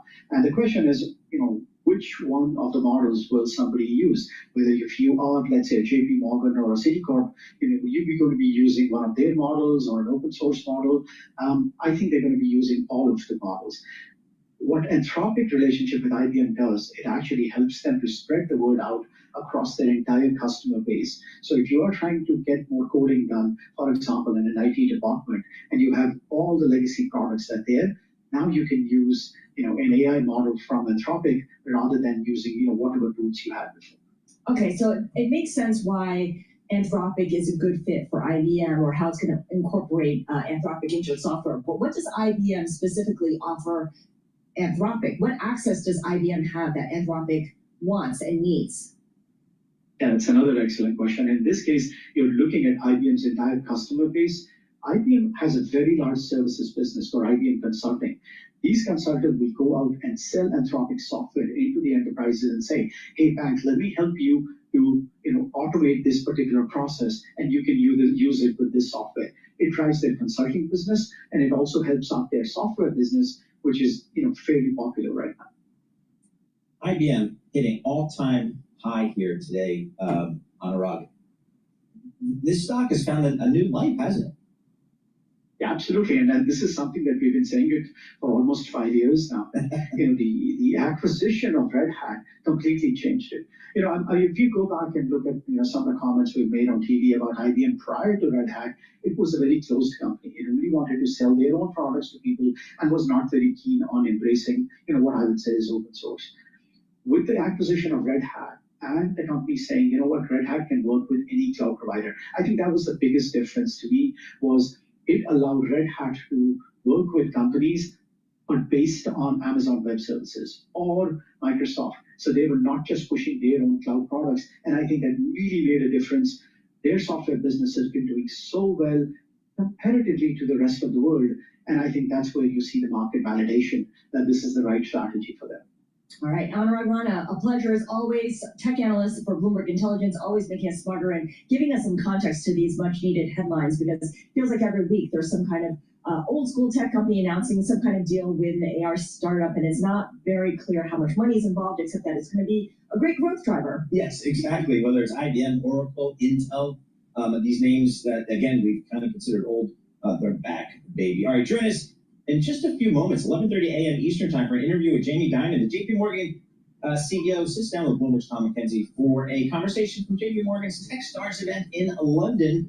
Listen for that interview with Jamie Dimon on Bloomberg Radio. Or watch on Bloomberg Podcast YouTube channel at 11:30 a.m. Eastern time this morning. In just moments, this is Bloomberg. All right, let's see here. Come on.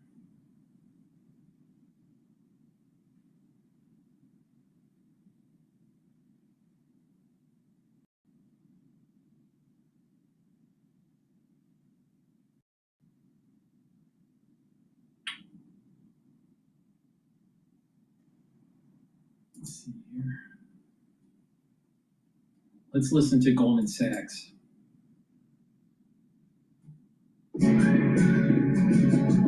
Thursday Night Football. It's on Prime. This week, it's a grudge match in the Big Apple in a showdown under the lights. The Philadelphia Eagles. Let's continue with the impact of the shutdown on the economy. Joining us here at Post 9 this morning is Robert Kaplan, Goldman Sachs Vice Chairman, Management Committee member, and former Dallas Fed President and correspondent. It's good to have you in. Thanks for joining us. I mean, is this shutdown any competition for this wave of tech investment that the market's entranced with? Not for the time being. I mean, on the margin, it will mean the economy is a little slower than it might have been. But I think the markets are pricing what they think is going to happen in the next 2 or 3 years. Regulatory relief, tax incentives coming, AI, data center, power boom. That's what's fueling the market, not what's going on in the current economy. So are expectations for a reacceleration in economic activity legitimate, reasonable? I think it's legitimate, yes. The issue we're seeing in the job market is, in my view, the market is sluggish, but there's a lot of mismatches. So there may be a view that people are changing their hiring in anticipation of AI. There's lots of open jobs, though, we're seeing in the construction, service sector, other sector. And the problem is either because of geographic inability to move or aspiration, college graduate doesn't want those jobs. There's plenty of jobs, but we've got a mismatch. Normally that takes some time to resolve. Also immigration. I mean, subtracting immigration from it means fewer jobs, right? This will be the lowest labor force growth we've had in, I can't remember when, because we have not only shut off lax immigration, which makes sense, but we haven't ramped up legal immigration, and we have not clarified the status on something like 12 to 15 million workers that are in the workforce, actively working, but some of them are not going to work because they're unsure of their status. What do you think is happening with inflation? I mean, let's hope they reopen by next week so we get a CPI report. But I remember talking to you, Robert, how it's the fiscal spending, the spigot was just open for so long, and that it's impossible to really fight inflation until that calms down. Where do you think we are now? We're running well above target in the neighborhood of 2.75%. And the issue has been, everybody's talking about goods and the tariffs. Ground zero of the inflation issue is still services. We're running in the mid-threes, but we're not getting the goods disinflation we were getting. So inflation's going sideways. And this is why if I'm at the Fed, I want to be very careful not to go too much further with rate cuts when you've got inflation this much above target. I need to be convinced that the weakness in the labor market is sustained or maybe getting worse, because I think the neutral rate is not that much below where the Fed is right now. Why are services inflation still so high? Part of it is rents, part of it is we've got a very tight labor force, so it's been sticky. And I think some of the tariff inflation we hear from clients may be bleeding into services. Well, Costin did a report on Monday over the weekend arguing that the impact of tariffs on Q3 earnings is going to be about a third more intense than it was in Q2. Yeah, so we're seeing some margin erosion because of it. Having said that, big companies can manage it. Yes, they'll have some margin erosion. What we're seeing more pronounced is if you're a small business and you rely on imports, I think they're having active discussions about whether they can stay in business, and we're hearing more and more of that. And that gets reflected, I think, in some of the qualitative commentary. Dallas Fed, Empire Fed. You get comments like, "We may have to shut the business." That's right, and I think part of the sluggishness in the labor market and in hiring is due to what's going on with small business. Having said that, as we get to the end of the year, you got a number of tailwinds that are powerful.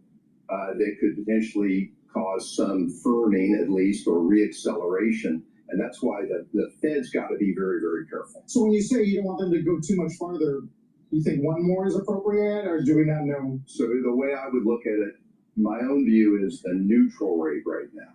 Most aggressive case I can make for the neutral rate is it's in the neighborhood of 3.5%, 3.75%. That's different than other people have said.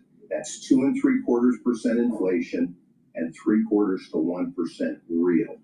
Okay, we're at 4.25% right now. So there's room.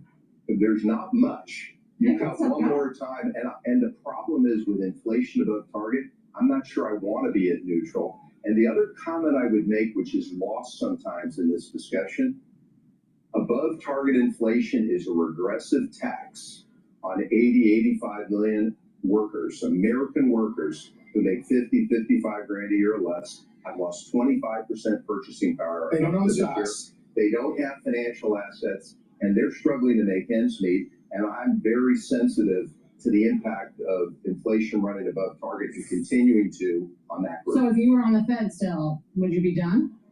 I would be, because of the shutdown, it would probably push me to be more positive inclined about October, but the bar for me would go way up after October. I really need to see more evidence, and I think the market may be overpricing the probability of a December cut.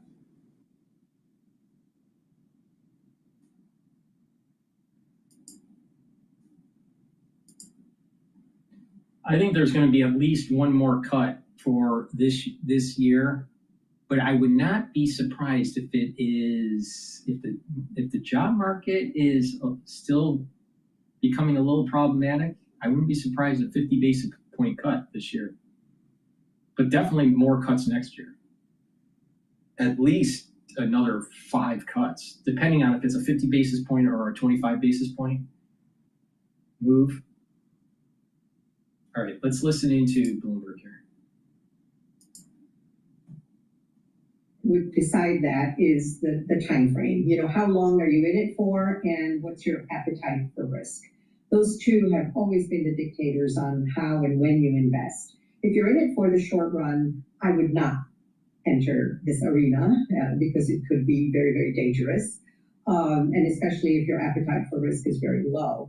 But if you're in it for the longer term, even if you have a low appetite for risk, I think it's a fantastic opportunity because longer term, the prospects are pretty optimistic. Well, what are we doing in the bond market here, Nancy, in the fixed income space here? You consider 2-year treasury get about 3.6%. Is that seems like a pretty nice way to make a living, or we take some credit risk here? Yes, and I think the buzzword here with the fixed income market is quality. You know, buy the most boring things, the most boring bonds that you can possibly get. Durations should be okay now. You could think longer term durations, and if we get another Fed rate cut or 2, then that's good news for bonds as well. And it's a great diversifier if we end up with a very volatile market in the stock side. What seasonal factors should we be aware of? For a lot of investors, institutional investors, if they've just been long the market, long beta, we're talking about up 14% for the S&P 500 so far this year, up 18% for the NASDAQ. They can just sit back and do nothing. What do we need to keep in mind tends to happen in October, November, and December? Well, fourth quarter historically has always been very, very strong. You've got, you know, a little bit of rebalancing, some people buying, some people selling. There's pension contributions or retirement plan contributions being made. So historically, fourth quarter has been a very, very favorable time to be in equities. However, you know, based on valuations, we could see a little bit of a pullback if we get some drastic news from any arena at all, whether it's the labor market or geopolitical or anything at all. Nancy, one thing I've been amazed, particularly for retail investors, is their appetite for alternative investments, whether that's hedge funds, private equity, private credit, maybe even some real estate, things like that. Alternatives. How do you talk to your clients about alternative investments? Well, I think alternatives have a place in every portfolio, mainly because by definition, it's uncorrelated to stocks and bonds. So theoretically, if all hell breaks loose and everything it takes a downturn, those should prevail or be a good buffer or serve as a good guardrail, so to speak. So there has been a much bigger focus on that, to have at least maybe 10 to 20%, depending on clients' time frame and appetite for risk. How are they thinking about crypto? Because, there's this whole move towards a debasement trade where people don't quite trust U.S. government issued assets, whether it's the dollar, whether it's treasuries, and gold is certainly one way to express that, but increasingly so is crypto. Yeah, I mean, I really can't comment on crypto, but I think that the most important advice we provide our clients in that arena is to be extremely cautious. That's good. That's a good piece of advice, probably. But and I guess with all the ETFs out there, there's lots of ways to play it. Nancy, thanks so much for joining us. Nancy Daoud, a private wealth advisor for Ameriprise Financial here. All right, it is time for our daily check-in with Nathan Dean. Why? Because he's down in Washington, D.C., and it's his job to tell us what is going on in Washington, D.C., and that's a tough job in normal times, but a little bit more heated difficult today when we've got a government that's shut down. I'm not sure I'm seeing much conversation between the two sides. So, Nathan, you're down there in D.C., you're right in the middle of it. What's kind of the feeling down there these days? So the feeling is that this shutdown is most likely going to continue for at least another few days, if not a little bit longer. I mean, like you just mentioned, both sides aren't really talking, and both sides really don't feel the need to talk at this point. Polling over the weekend suggests that Republicans are getting more of the blame amongst independents. The Democrats love that message. Republicans are also feeling pretty good because their base is pretty happy with their position of, we've passed a clean CR, the Democrats need to come to us. So both sides are feeling pretty good, and when that happens, neither side really feels the need to talk. Now, I will say is there are some pressure points coming up over the next few weeks, though, or just days. October 10th is when the federal government employees are going to miss their paycheck. And I think more importantly for that pressure point is on October 15th, this is when the military misses their paycheck. And so as the military misses their paycheck, policymakers are going to feel that pressure to come together and figure out what this deal looks like. Because ultimately, both sides are going to have to reopen the government. It's just a matter of when. And we are starting to see more tangible results from, I don't want to say results, signs of damage because of the shutdown. There's flight delays, at least in the New York area already, because there's not enough air traffic controllers, for instance. There's flight delays into the Los Angeles area as well. Is this the kind of thing that gets constituents angry and starting to call their representatives in Washington to say, get back to work?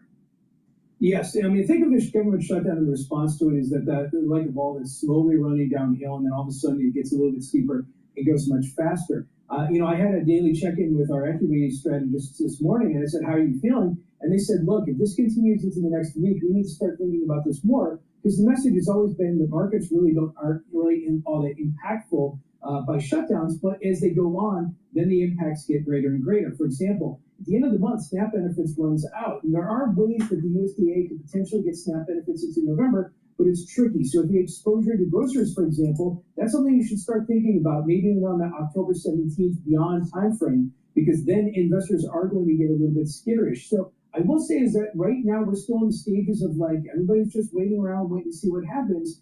But ultimately, as this continues on, the market and for those of us who are trying to fly with air traffic controllers and TSAs, the impacts get greater. Now, I want my air traffic controllers happy with their job. Yes, yes, exactly. They're getting paid, they're happy, they're not worried about whether they can put food on the table.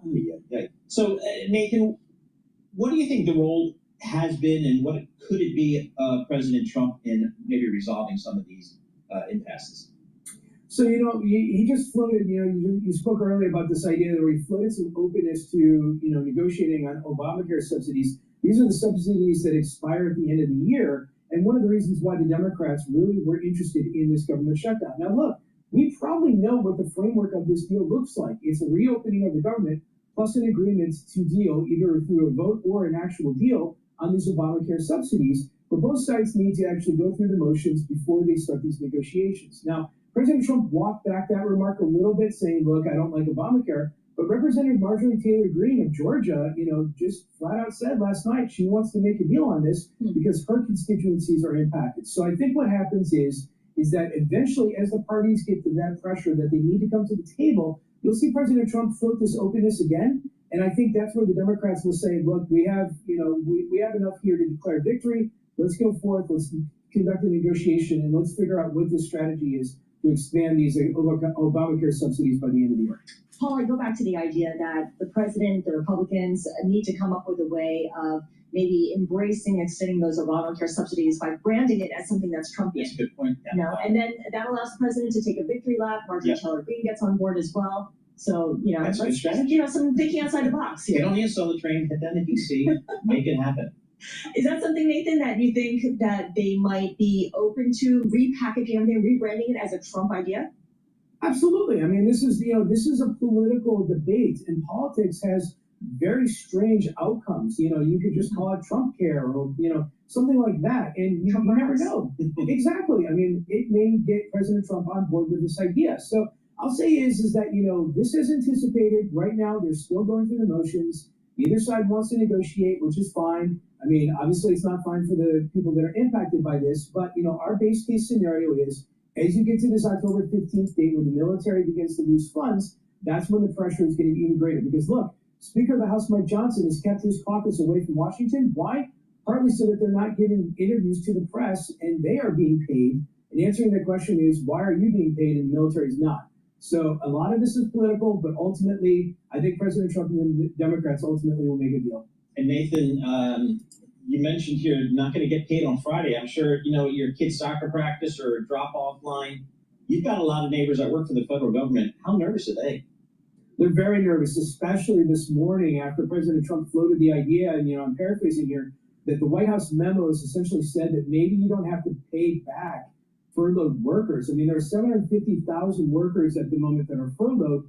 Only about 91,000, according to our estimates, are here in the Washington, D.C. area. 80% of the federal workforce is outside of the DMV. But I will say is that before, we could say that it's a 99% chance that these federal workers would ultimately get back their back pay. I would just say, and I'm guessing they're a 90% chance now. I don't think that it's going to be in this situation where these federal workers get back pay. But let's also not forget, the contractors that are furloughed, they don't get back pay. And so there's a lot of angst about this, and there's a lot of angst about whether or not Director of O&B Russ Vought follows through on his threats to conduct federal layoffs. I was just going to go there. It just feels like every day there's a new idea that's being floated, whether it is mass layoffs or something like not paying federal employees for days that they've been furloughed. Does it feel like they're kind of letting things come out, leaking things, and seeing how the public reacts before deciding whether to move forward with it? Yeah, and I think this is more of a political exercise than anything else, is that they're just putting out ideas to see how the public reacts to it and see how the Democrats react to it. I mean, a carrot and stick strategy, if you will. But I will say is that, if the Democrats continue to see polling data that independents are blaming the Republicans for this, and, some of that data was fairly substantial that these independents were blaming the Republicans.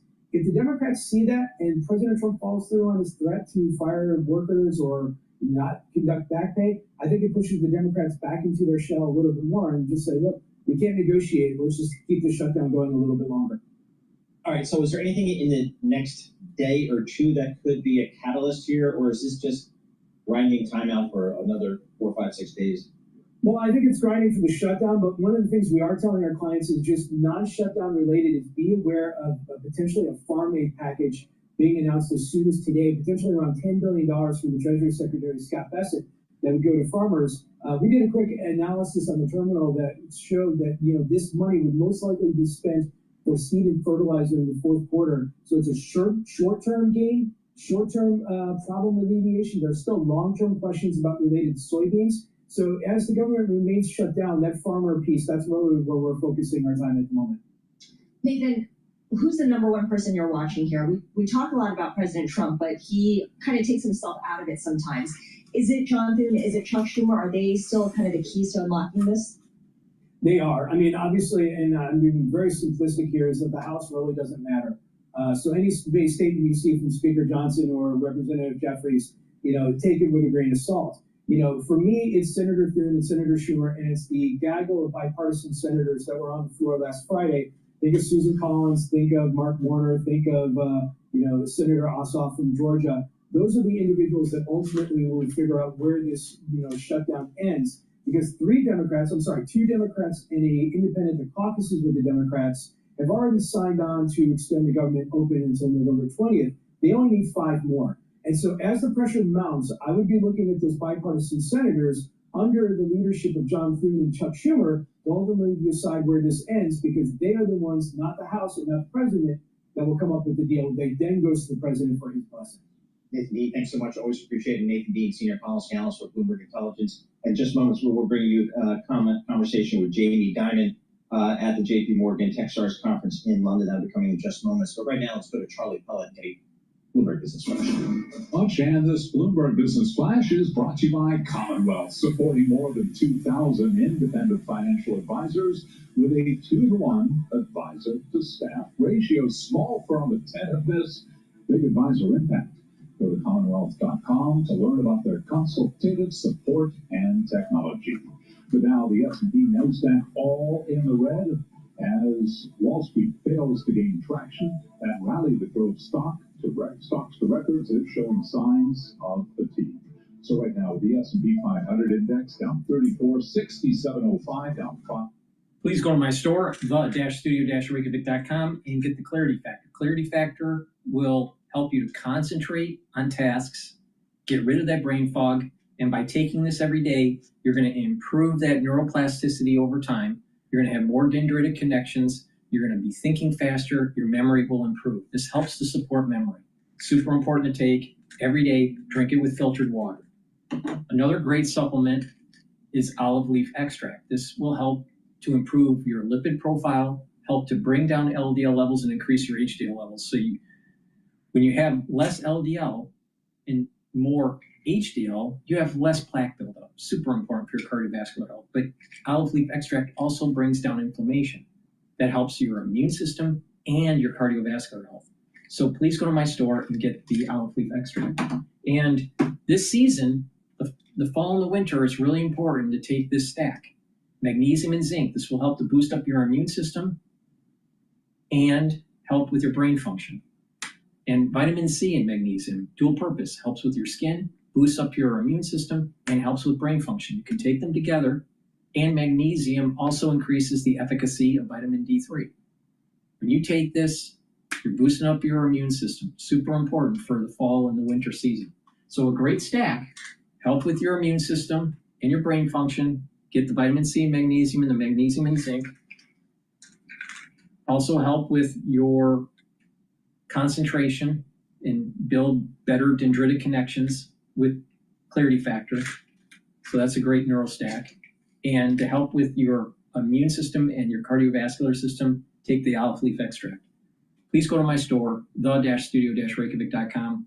Use discount 5, all caps, discount 5, you get $5 off any order. If you spend $100 or more, you get a free gift until supplies last. All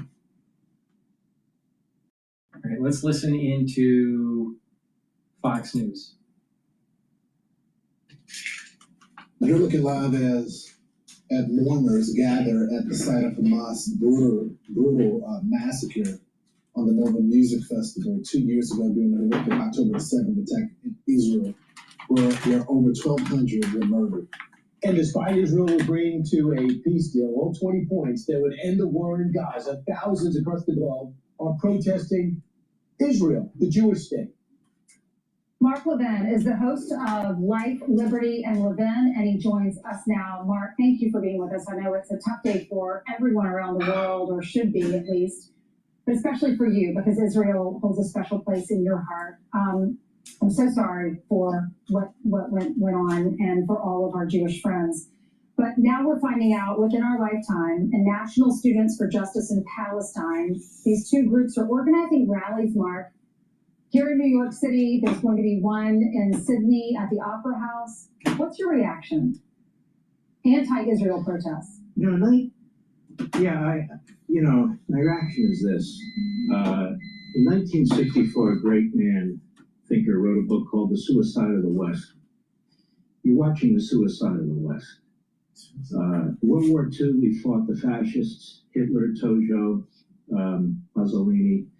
The Cold War, we've been fighting the communists, and now there's a fusion of the communist Marxists and the Islamists. And the West is not capable of dealing with it internally. The president talks about the enemy within, he's ridiculed and he's correct.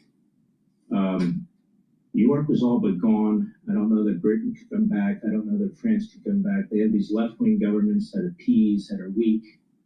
They continue to have their borders open.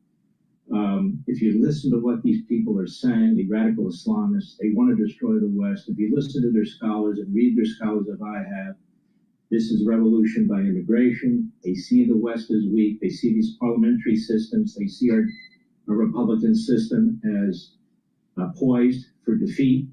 And they have no belief in democracy and republicanism. That's why Israel is the only democracy in the entire Middle East. Hundreds of millions of Arabs and Muslims, and there's one democracy. It's called Israel. And all of the attacks are on Israel, all the propaganda is against Israel, all the Western media is against Israel, most of the Western politicians are against Israel, and we're told that Israel has a PR problem because it's Netanyahu. Israel doesn't have a PR problem. Netanyahu's the Churchill who's standing up for this. The West is weak. Our media are weak. Our politicians are weak. Some of them have been bought off. Some of them have just appeased. Some of them see votes in what is this new influx of immigrants and so forth. This is what you see. You would not have seen this 10 years ago, 20 years ago in the United States of America. 2 years after 1,200 innocent young human beings were slaughtered, raped, tortured, videotaped in the greatest attack since the Holocaust on Israel. 9/11 was the greatest attack on America since World War II and Pearl Harbor. Who did it? The same Islamists hit us on 9/11 as hit Israel on October 7th. And whose fault is it? Israel's fault? I mean, this shows you a sickness and a weakness in the West. And it is very important that we get the hostages out. But it's also important that Hamas is destroyed, because they will come back again. It is an ideology that doesn't die. This is out of the 7th century. These are primitives. These are barbarians. It is a bloodlust.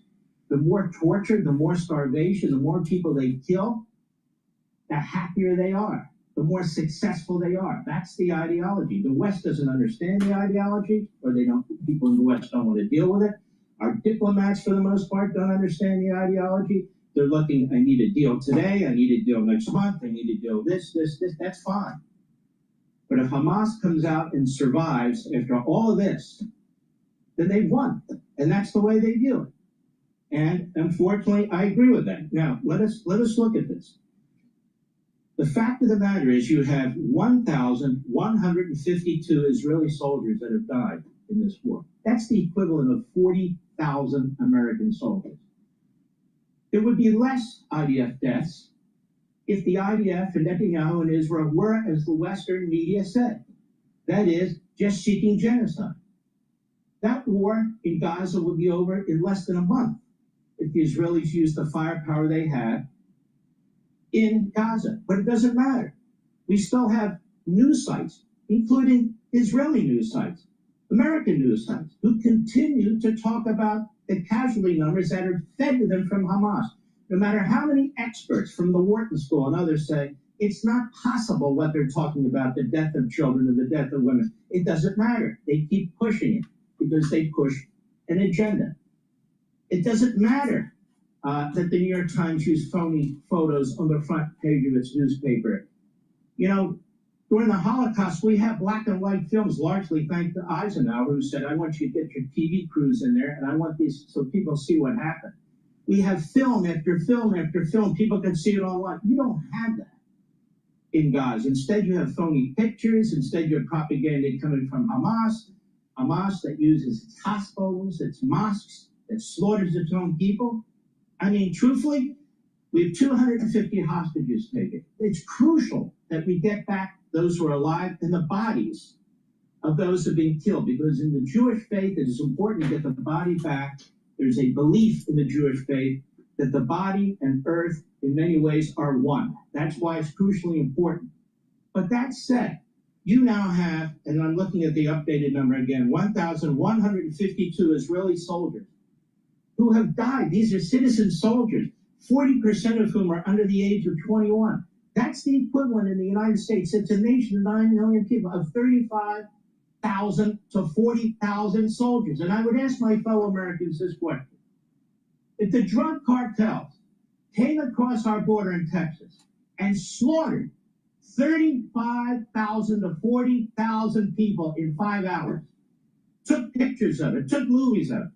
The raping, the pillaging, the decapitating of babies. And then on the way out, they grab another 10,000 as hostages and secrete them somewhere in Mexico. What the hell would we do about that? Would we say 2 years is too long?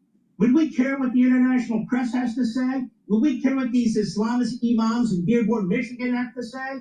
Would we care? No. You have an Israeli army that has their enemy finally surrounded after being pulled back by the Biden administration. We've had these spurts and starts on negotiations, mostly as a result of the international community. They've now surrounded the enemy in the city of Gaza. And what are they told to do? When Berlin was surrounded, what did we do? What did we do during World War II? When the Japanese wouldn't surrender unconditionally, we didn't continue to negotiate with them, did we? We had to destroy them. You can't win a war if you don't destroy the enemy. We talk about forever wars. Well, they'd like to end it. Hamas is surrounded, and Hamas is now negotiating. Negotiating for what? Effectively, it's survival. The Israelis could finish them off. People said, this got to get over. The pictures are too much. The PR bad. This is why I don't think we could win World War II today with the kind of people in diplomacy around the West and so forth. They'd be showing the pictures of Dresden. They'd be showing the pictures of the Battle of the Bulge, how horrific it was. They'd be talking about all the civilian deaths and so forth and so on. I don't think we could win World War II today with the psychology and the mentality. And here's the thing. We're not losing anybody. We're here in the United States observing what's taking place. And we're saying, this can't go on much longer. Shouldn't the Israelis decide what needs to be done to survive?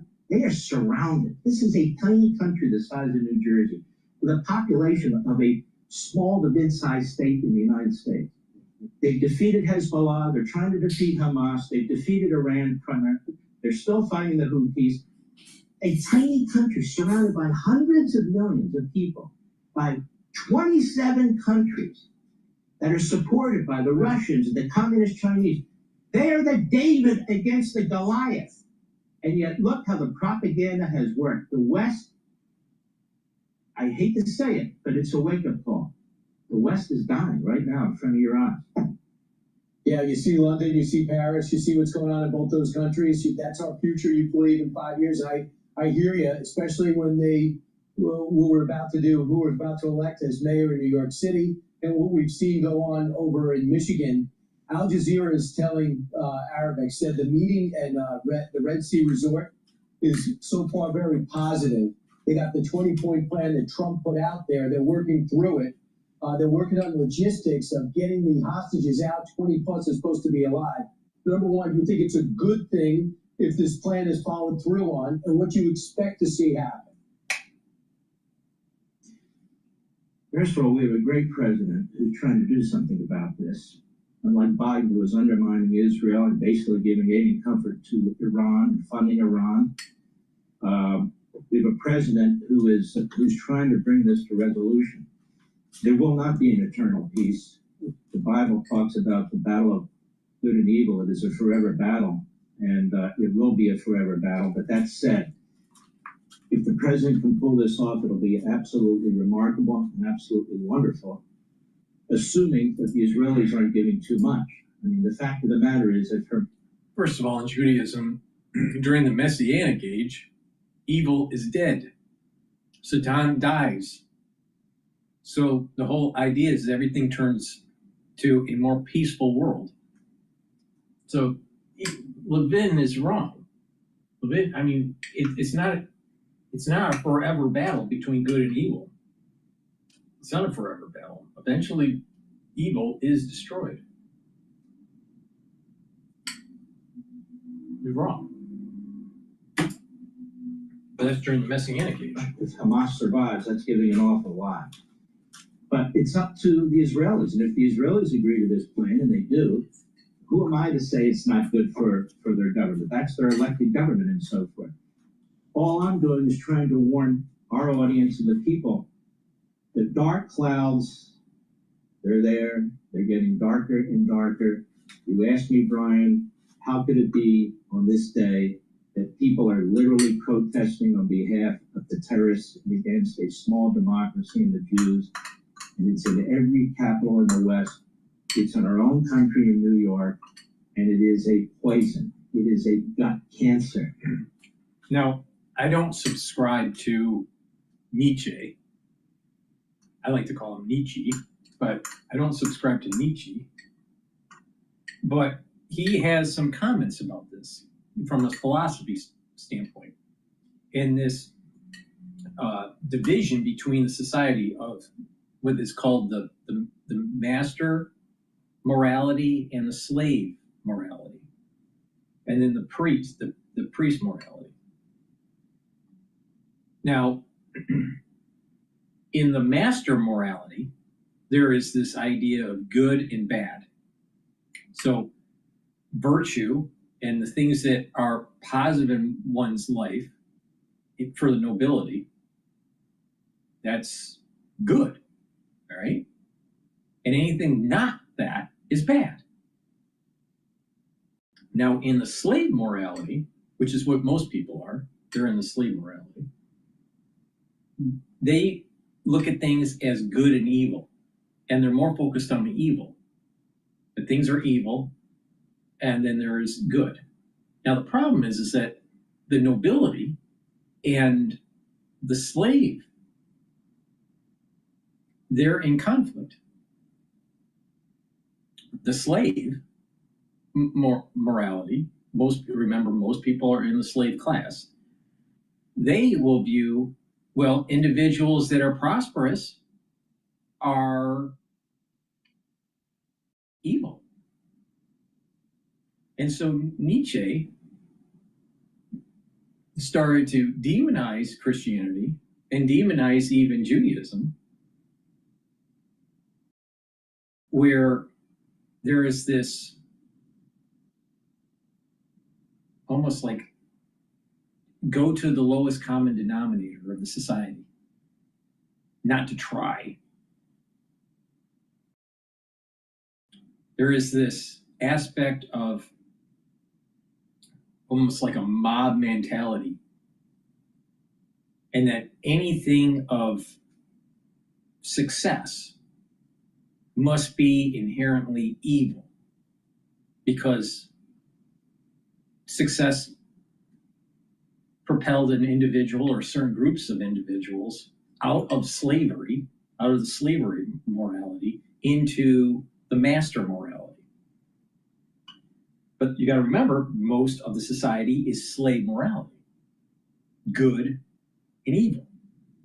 All right. Now, this is not a Judaic concept. This is a Nietzsche concept. So there is this conflict between the two classes. The haves and the have-nots, the ones that have power, the ones that don't. Right? So you start to see in society, we the people, right, not getting the representative government that they thought they had, and they're starting to they're starting to have convulsions. There's strife. There's conflict in the society. You see it in France. You see it in England. The society's starting to devolve. So there's this battle between the slavery morality and the master morality. Now, Nietzsche also brought in the priest class, and that is the antithesis of the master morality.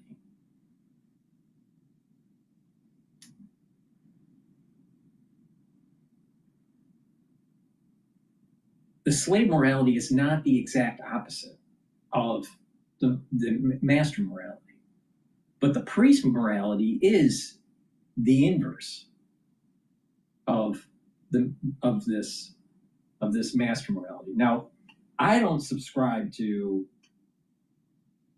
Nietzsche. I think disagree with it. I come from a different perspective, different philosophical thought process. That's a little bit more metaphysical. But it's interesting to see that there is this battle in society, in secular society, between the haves and the have-nots. The master morality versus the slave morality. And it's not necessarily true that the slave morality is right. Because there is this idea that if you strive and you're successful, therefore you must be bad. The problem comes in is that if you're successful and you're causing a negative pernicious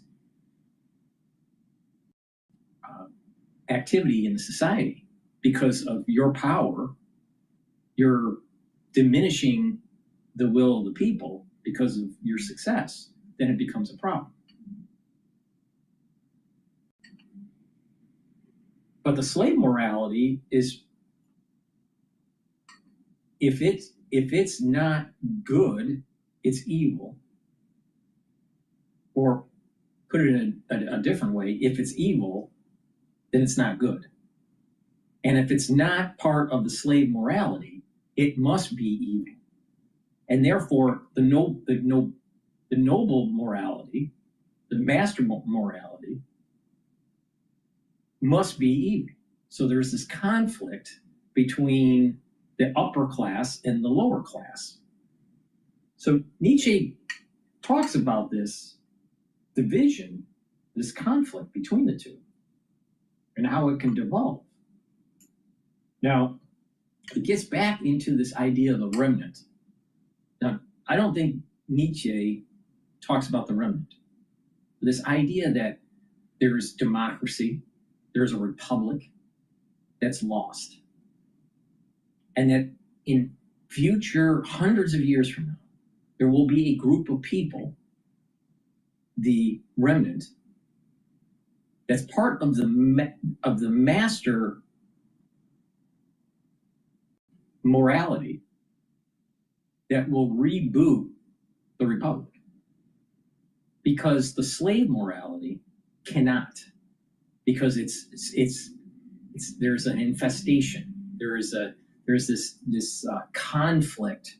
There seems to be a conflict within itself to try to prevent what I'll call the bourgeoisie virtue, preventing people from striving. And what's really the core of the United States? I think it's self-determination, right? The pursuit of life, liberty, and happiness. It's individualism. It's not this collective Borg, right? So it's about meritocracy. But if you have a society that is all about trying to keep you down, don't be successful, because if you're successful, then therefore you must be evil. Then it's antithetical to the bourgeoisie virtue. So we're seeing a conflict between the haves and the have-nots. Now, in modern society, there's more variables to consider: indebtedness of the country, geopolitical issues, security, national security, technology. All these things are part of the mix. But if you try to zoom out to the 50-foot level and you look at this from a philosophical standpoint, there is this battle between what Nietzsche is talking about with the slave morality versus the master morality.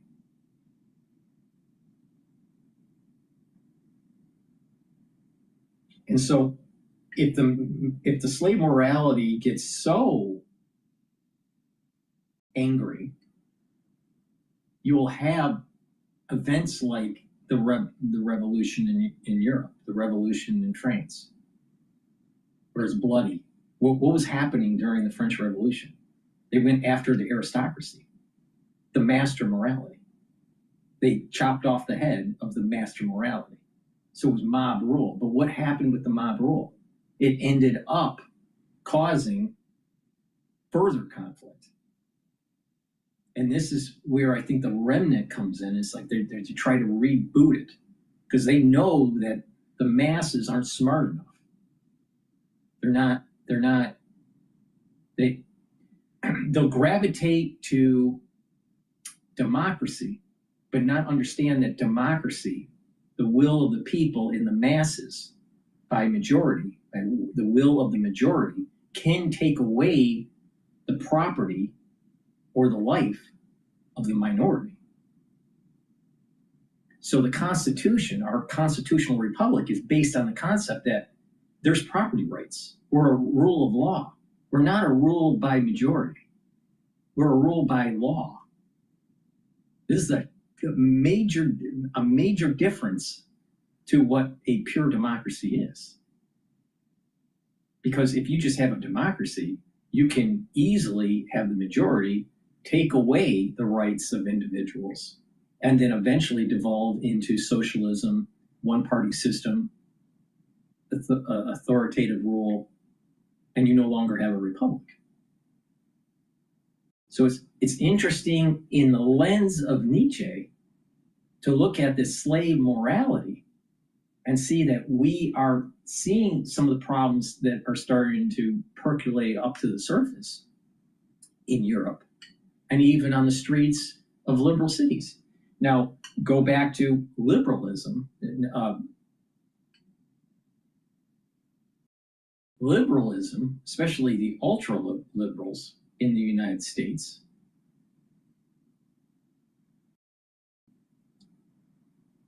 what are they projecting?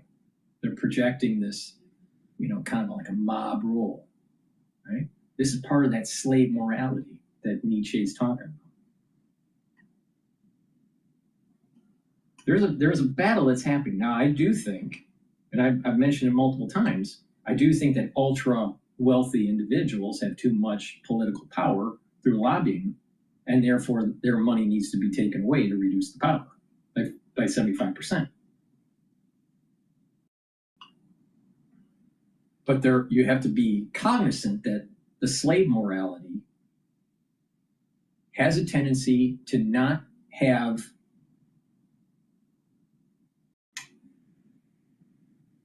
a part of its DNA to strive forward and be successful, because not everybody will be successful, and therefore if you're successful and the rest are not, just based on the pureness of slave morality, those ones that are successful are automatically considered evil. So there is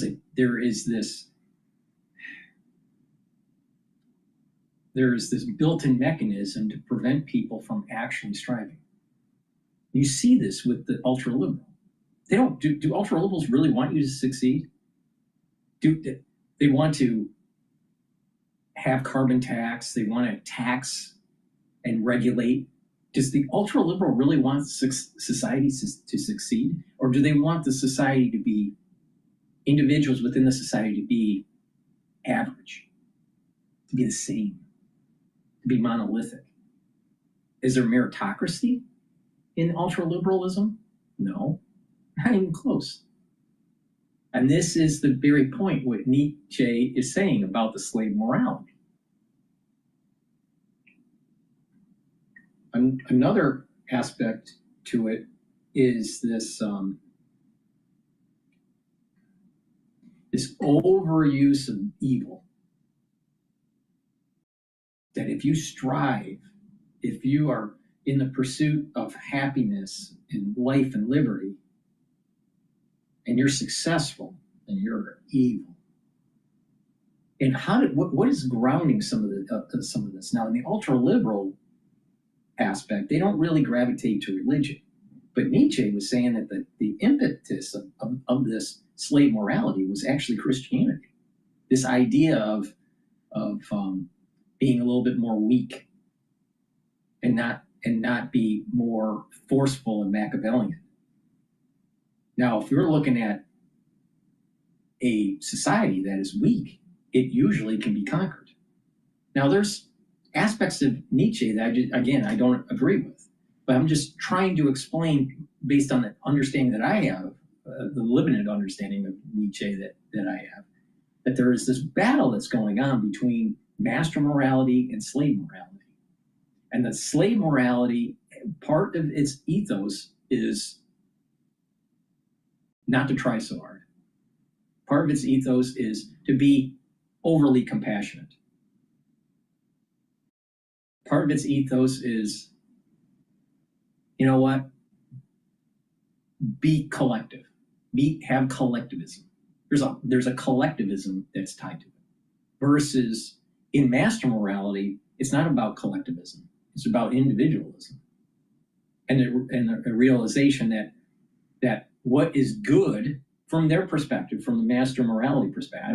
I'm not saying I agree with this, but I'm just saying that from the perspective of the master morality, whatever they get, whatever positive things that they've obtained in life that makes their life better must be good.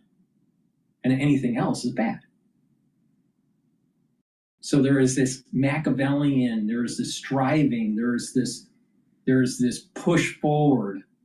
Now, if you look at nature, yes, there are Nash equilibriums and ecosystems do get into an equilibrium, right? That's healthy. That's a little different concept. But if you look at nature in itself, there's not compassion. Nature is not compassion. That's a human concept. The natural world, the jungle, there's not compassion. It's when the tiger is eating something, it's still a predator. And no matter how you want to spin it, the tiger is still going to be a predator. It's not going to be an herbivore, it's going to be a carnivore. So there's a part of nature that moves forward. Think about, I know I'm going off on a tangent here, but think about DNA in procreation and the idea of moving forward the code. We view ourselves as just as human beings that are really important and that we have goals and we have families and all this stuff. And that's, from a humanistic perspective, that's true. But from the essence of the code, the essence of the DNA, it doesn't care if it's in a human or if it's in a virus or if it's in a tiger or if it's in something else. All it cares about is the propagation, the continuation of its code. It doesn't care about anything else. There is no morality. There's no, so this falls in line with that. If it survives, if the code, the DNA code survives through time, then it's good. Anything else is bad.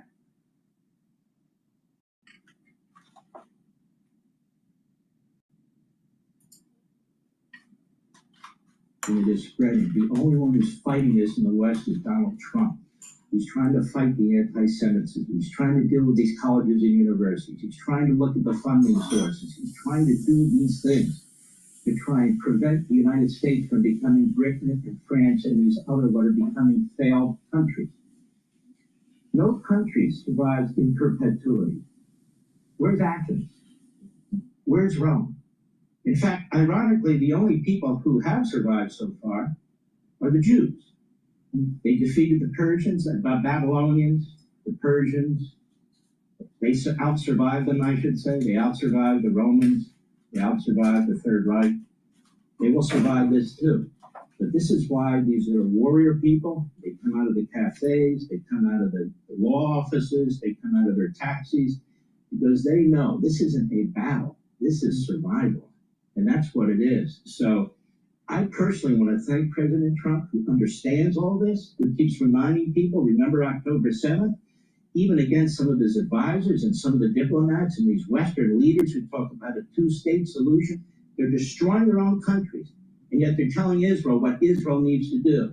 Israel's best policy is to ignore them, and that's what it's trying to do. And Israel's best friend is Donald Trump. I'm telling you now, if it wasn't for Donald Trump, if it had been Kamala Harris or somebody like that, Israel would be in much, much more dire consequences. As a matter of fact, the United States would be in much, much more dire consequences. The border would still be open. We'd still be importing these people and other people into the country who refuse to assimilate into our society. These are people, you know, Donald Trump uses this phrase, the enemy within. You know who else used that phrase? To add to what I was saying about the slave morality, based on Nietzsche's perspective. Like I said, within that group, they are wanting to be overly compassionate and less aggressive, especially goal setting, less goal setting. Now, what did you see with the ultra liberals? Oh, we got to be compassionate for the Palestinians. Oh, we got to be compassionate for this group and that group. The oppressor and the oppressed. This whole idea in the DEI and the oppressed and the oppressor mindset that's coming from elite institutions, that's really fueling the ultra liberal. That's right out of Nietzsche. That whole idea of master morality versus slave morality.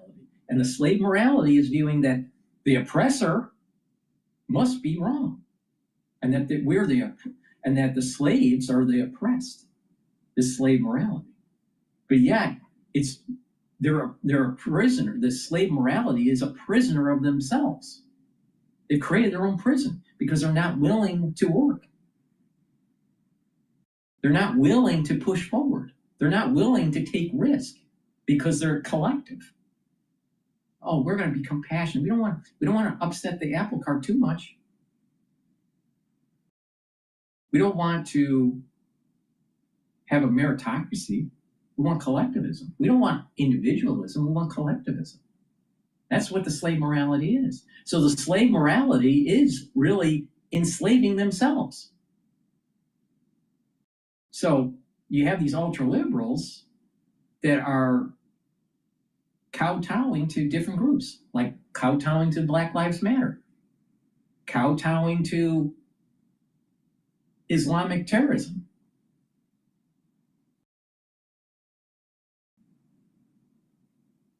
Do you think that a master morality would take a knee because of George Floyd? Or a slave morality would take a knee? So they've created their own slavery because they want to show on the exterior that they have some sort of compassion. Yet the group that they're trying to show compassion to wants to take your money through reparations. So again, here's another example where slave morality just makes the society worse off. This idea of individualism, this idea of the pursuit of life, liberty, and happiness. This is a constitutional concept. This is a constitutional republic concept. And that constitutional republic concept is not a slave morality. So this is the battle that's happening. Where, well, wait a minute. Should we have these ultra liberals tell us what we should be doing? Should we be kowtowing to Islamic terrorism? Should we let the border, through compassion of the slave morality, let's just open up the borders so anyone can come in? Because that's what should happen, because we have just full of compassion. Meanwhile, your culture is destroyed in the process. Your country can't afford it. If you put a bunch of cold water from a faucet in a hot tub, do you think the hot tub stays warm? No, it doesn't.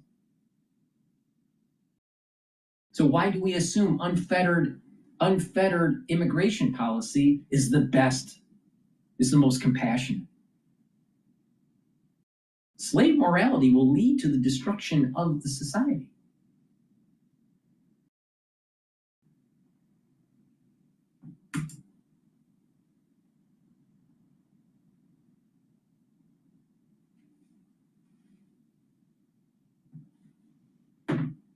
All right, let's go to this China video here. Well, welcome back. Artificial intelligence startup EdgeRunner AI is partnering with Meta. Before we do that, please go to my store, the-studio-reykjavik.com, and get the vitamin B complex. If you're 40 years of age or older, this is really important to be taking. Vitamin B complex has the B vitamins, the first 4 B vitamins that help with your mitochondrial health and boost up your ATP through the electron transport chain.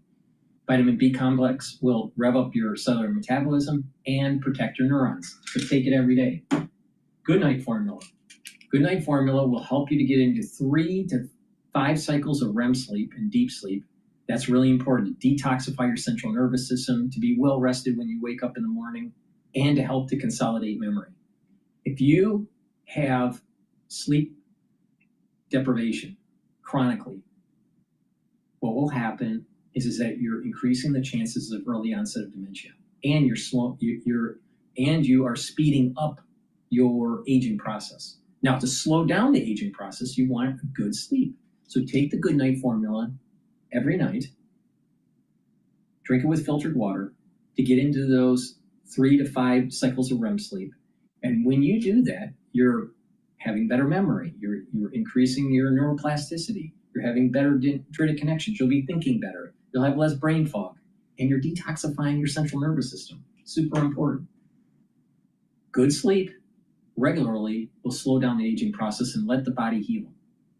Omega-3 will bring down inflammation and help your lipid profile. It'll help to bring down LDL levels and increase your HDL levels, and omega-3 reduces the stickiness of your red blood cells. This is really important for your cardiovascular health, and you should be taking this every day.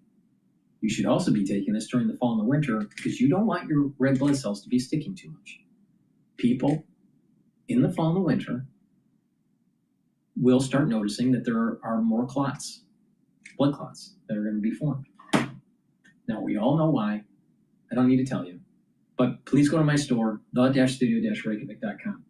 Also, because the fall and the winter, you need to prepare. If you have a throat irritation, take the lozenges and the drops right away to mitigate the problem. Elderberry zinc. You get 21 in each bag. Get a few bags for your household. And I have drops in 100 count. You can get it in cherry flavor, lemon and honey and lemon flavor, and also blueberry. Get a few bags for your household. Be prepared. Have some at work, have some at home. You never know when you need it, but right when you have that throat irritation, mitigate it right away during the fall and the winter season. This is super important. Super important, all right? Because cases are increasing, and you don't want it to fester. Because when it festers, it causes a whole bunch of other problems. So take it right away. The moment you have that throat irritation, take the drops and the lozenges. Please go to my store, the-studio-reykjavik.com.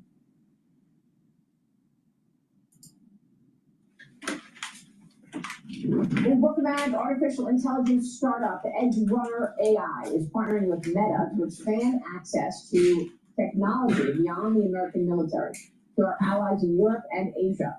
Meta says that its llama-based language model, quote, can run on consumer-grade laptops, allowing service members to access cutting-edge AI, even in adversarial environments. The company goes on to say that being disconnected becomes mission-critical. Llama is supporting military missions without sacrificing data privacy or operational security. EdgeRunner AI formed a partnership with the Department of War this past summer, deploying its AI model to the U.S. military for free. Here now is the founder and CEO of EdgeRunner AI, Tyler Saltzman. Tyler, good to have you. Thanks very much for being here, and congratulations on all of this. Tell us what EdgeRunner does. Thanks, Maria. I'm happy to be here, and thanks for having me on. So imagine a better version of ChatGPT that doesn't need the internet, but that's military specific. So we're providing that domain-specific intelligence. So me, for example, as an Army logistician, I'll require much different AI than a combat medic, for example. Well, this is very important as you're talking about the military. You recently concluded tests using the platform. What did the tests show you? Well, the test showed us that, these models are good, but really the problem that we're solving here is command and control. How do we make warfighters make a better decision in real time in disconnected environments? And these meta models think of them as the engines that power this decision making as we fine tune on all the military data to make it specific to the warfighters. And of course, there's growing use of AI in the military because of national security worries. Tell me about the main adversary here, and that is China. Do they have access to the same kind of technology that the U.S. does? They do, but frankly, they're a little ahead of us, which is concerning. So we need to take this seriously and step it up.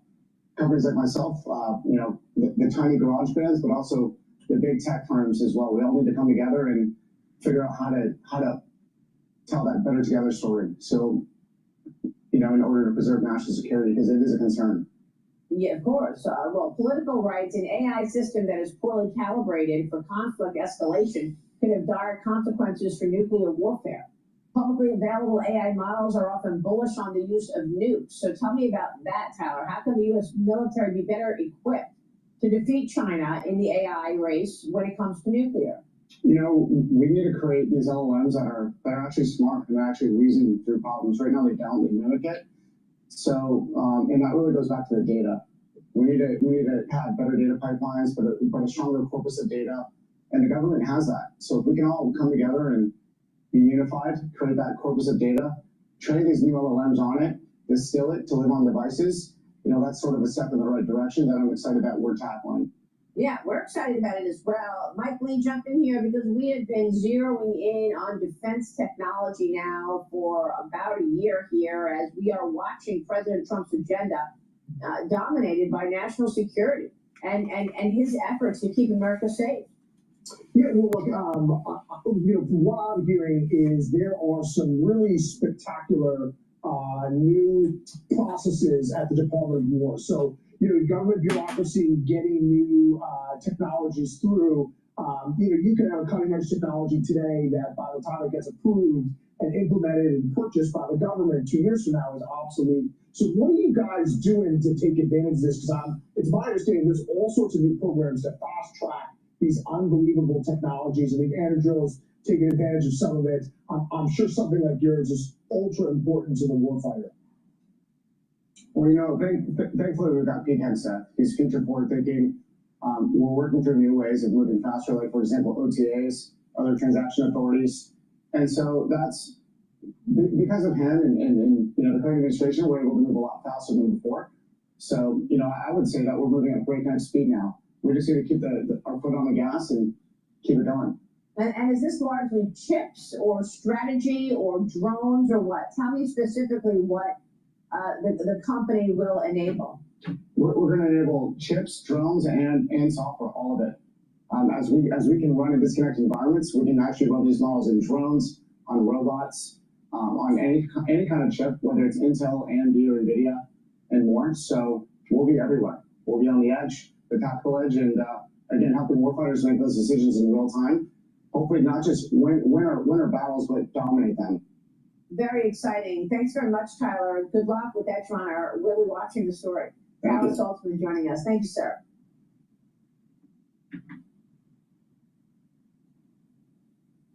Alrighty, let's listen into it looks like the Oval Office has a press conference going on here.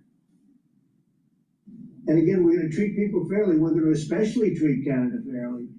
But I can't believe it's taken so long where we get charged and don't charge them. Japan was a good example. We made a deal with Japan. You saw that one, a deal with Japan. It's a much different deal than we've had in the past. But they would send us millions of cars, no charge. We weren't allowed to send them cars. We sent them no cars. I doubt you had one car go into Japan because we were restricted. They didn't want our cars. Same thing with Europe, same thing with other places. So that all we do now is fairness, but fairness leads us to the most successful country there's ever been. We have some advantages over other countries, and we do have a great market. We have an amazing market. But you know what? If I let this go, if we didn't win this election, if we had these people that were running, that were ruining our country, destroying our country with their open borders and men playing in women's sports and transgender from everybody and windmills all over the place. If we allowed that to go on for another couple of years, we would be, I'm not sure that we'd even have a country.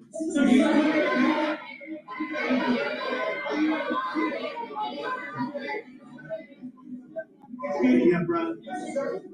And by the way, I'm not sure we would have even had a country. And now we have the most successful country in the world. Brian? Yes, sir. What is your message to Democrats ahead of the next vote to open up the government? The American people are saying, open the damn government. What's your message to them right now? Well, they're the ones that started it. They're the ones that have it. And it's almost like a kamikaze attack by them. You want to know the truth? This is like a kamikaze attack. They almost, they have nothing to lose. They've lost the elections. They've lost the presidential election in a landslide. I saw the other day where Kamala said this was a very close election.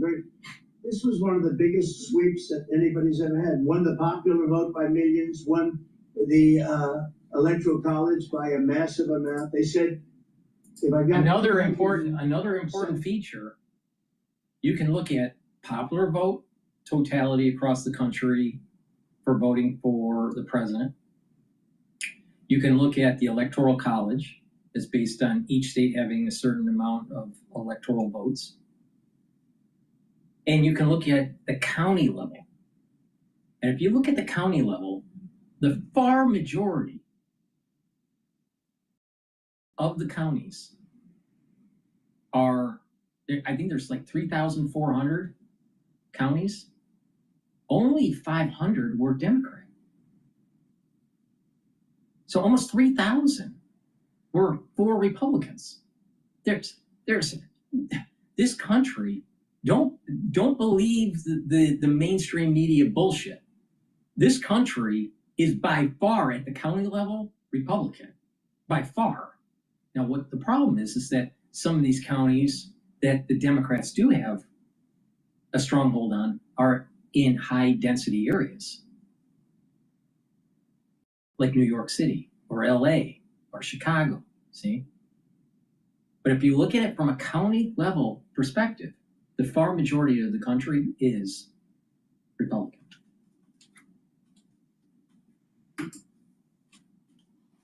This was the Middle East.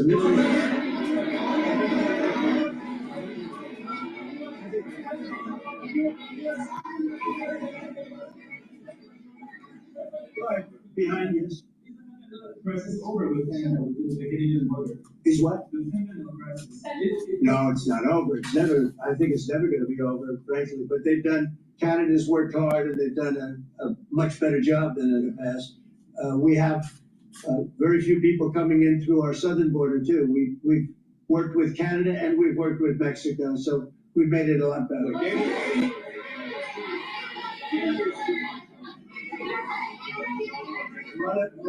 Wait.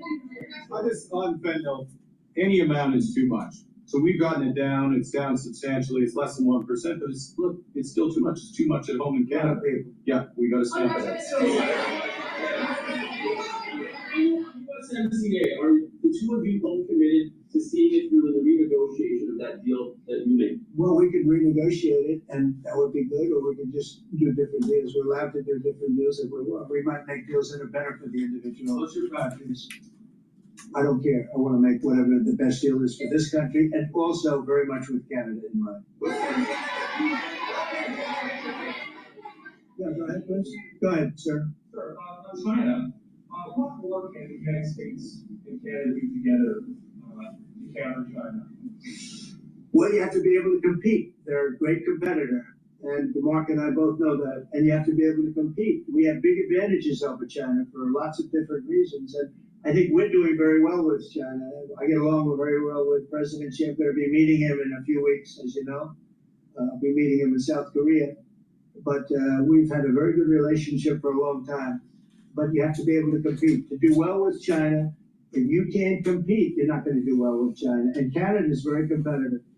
I can tell you that. Canada is a very competitive country. I think Canada's done very well over the years with China. Yeah, we have. But we'll do better together. Yeah.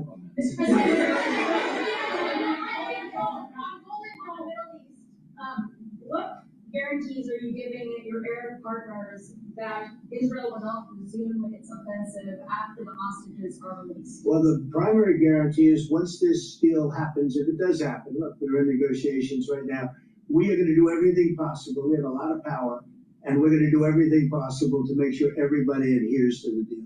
Okay?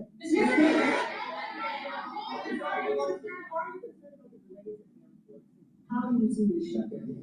Oh, sure. I mean, they're all Democrat delays. There are delays at the airport. That's standard. And again, this is something that every day we put forth a bill. It's just a continuation. It's a very simple thing to sign and very simple to do. And I really think that these are people that I think they have nothing to lose. They have a party that's out of control. They have no leader. Nobody knows who the leader is.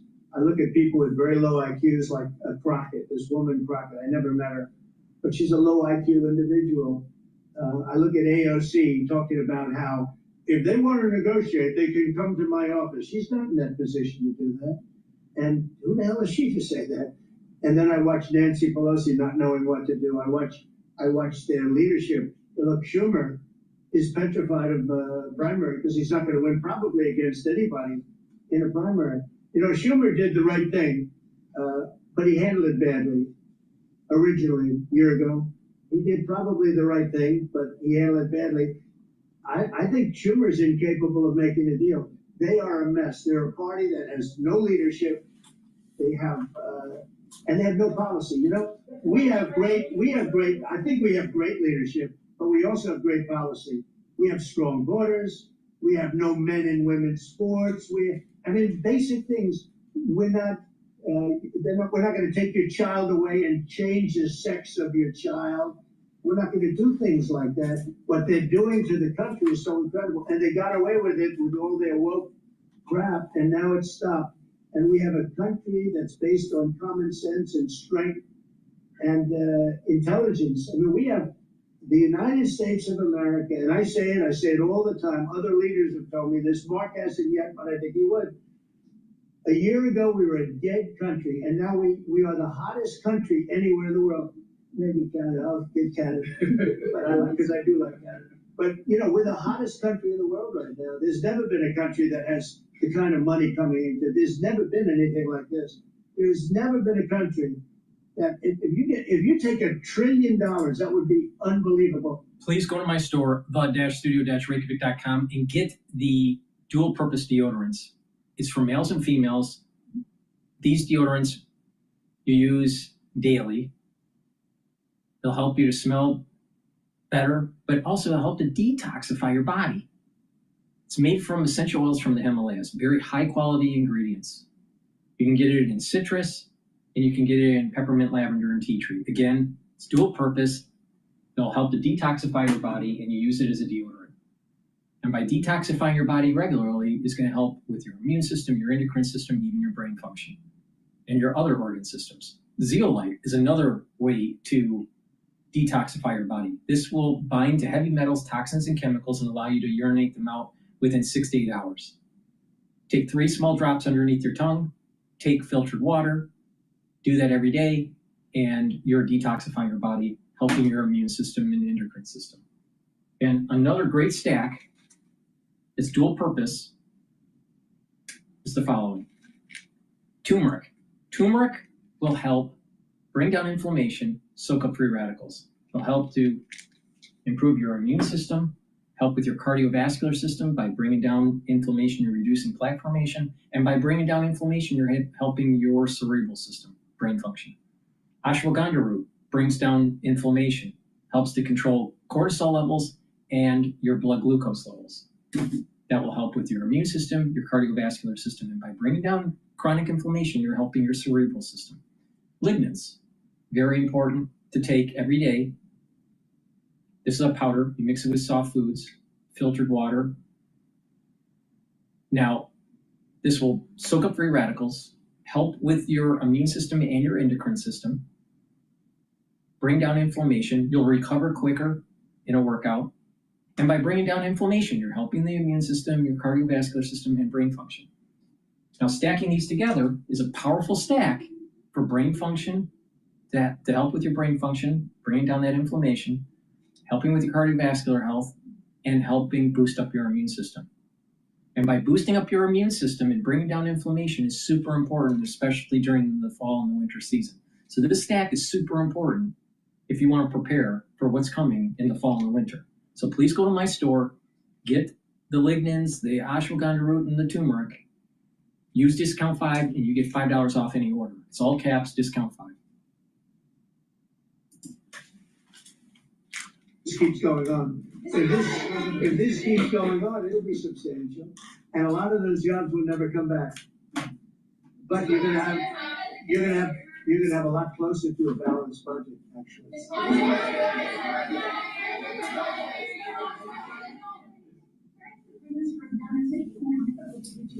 Say it. No, I think he's a great prime minister. I mean, he could represent me anytime. I will tell you, I'm not saying that because he is a very strong, very good leader. He's a nice man, but he could be nasty. He could be very nasty, maybe as nasty as anybody. I think Canada, let me put it this way, I can tell you this, because I deal with lots of leaders all over the world. He's a world-class leader. He's a man that knows what he wants. And I'm not surprised to see that he won the election and won it substantially. And I would think he's more popular now. He's a good man. He does a great job, but he's a tough negotiator. So what's moving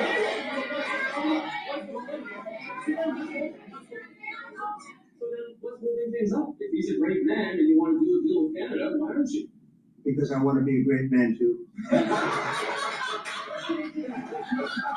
Thank you very much. Thank you. Thank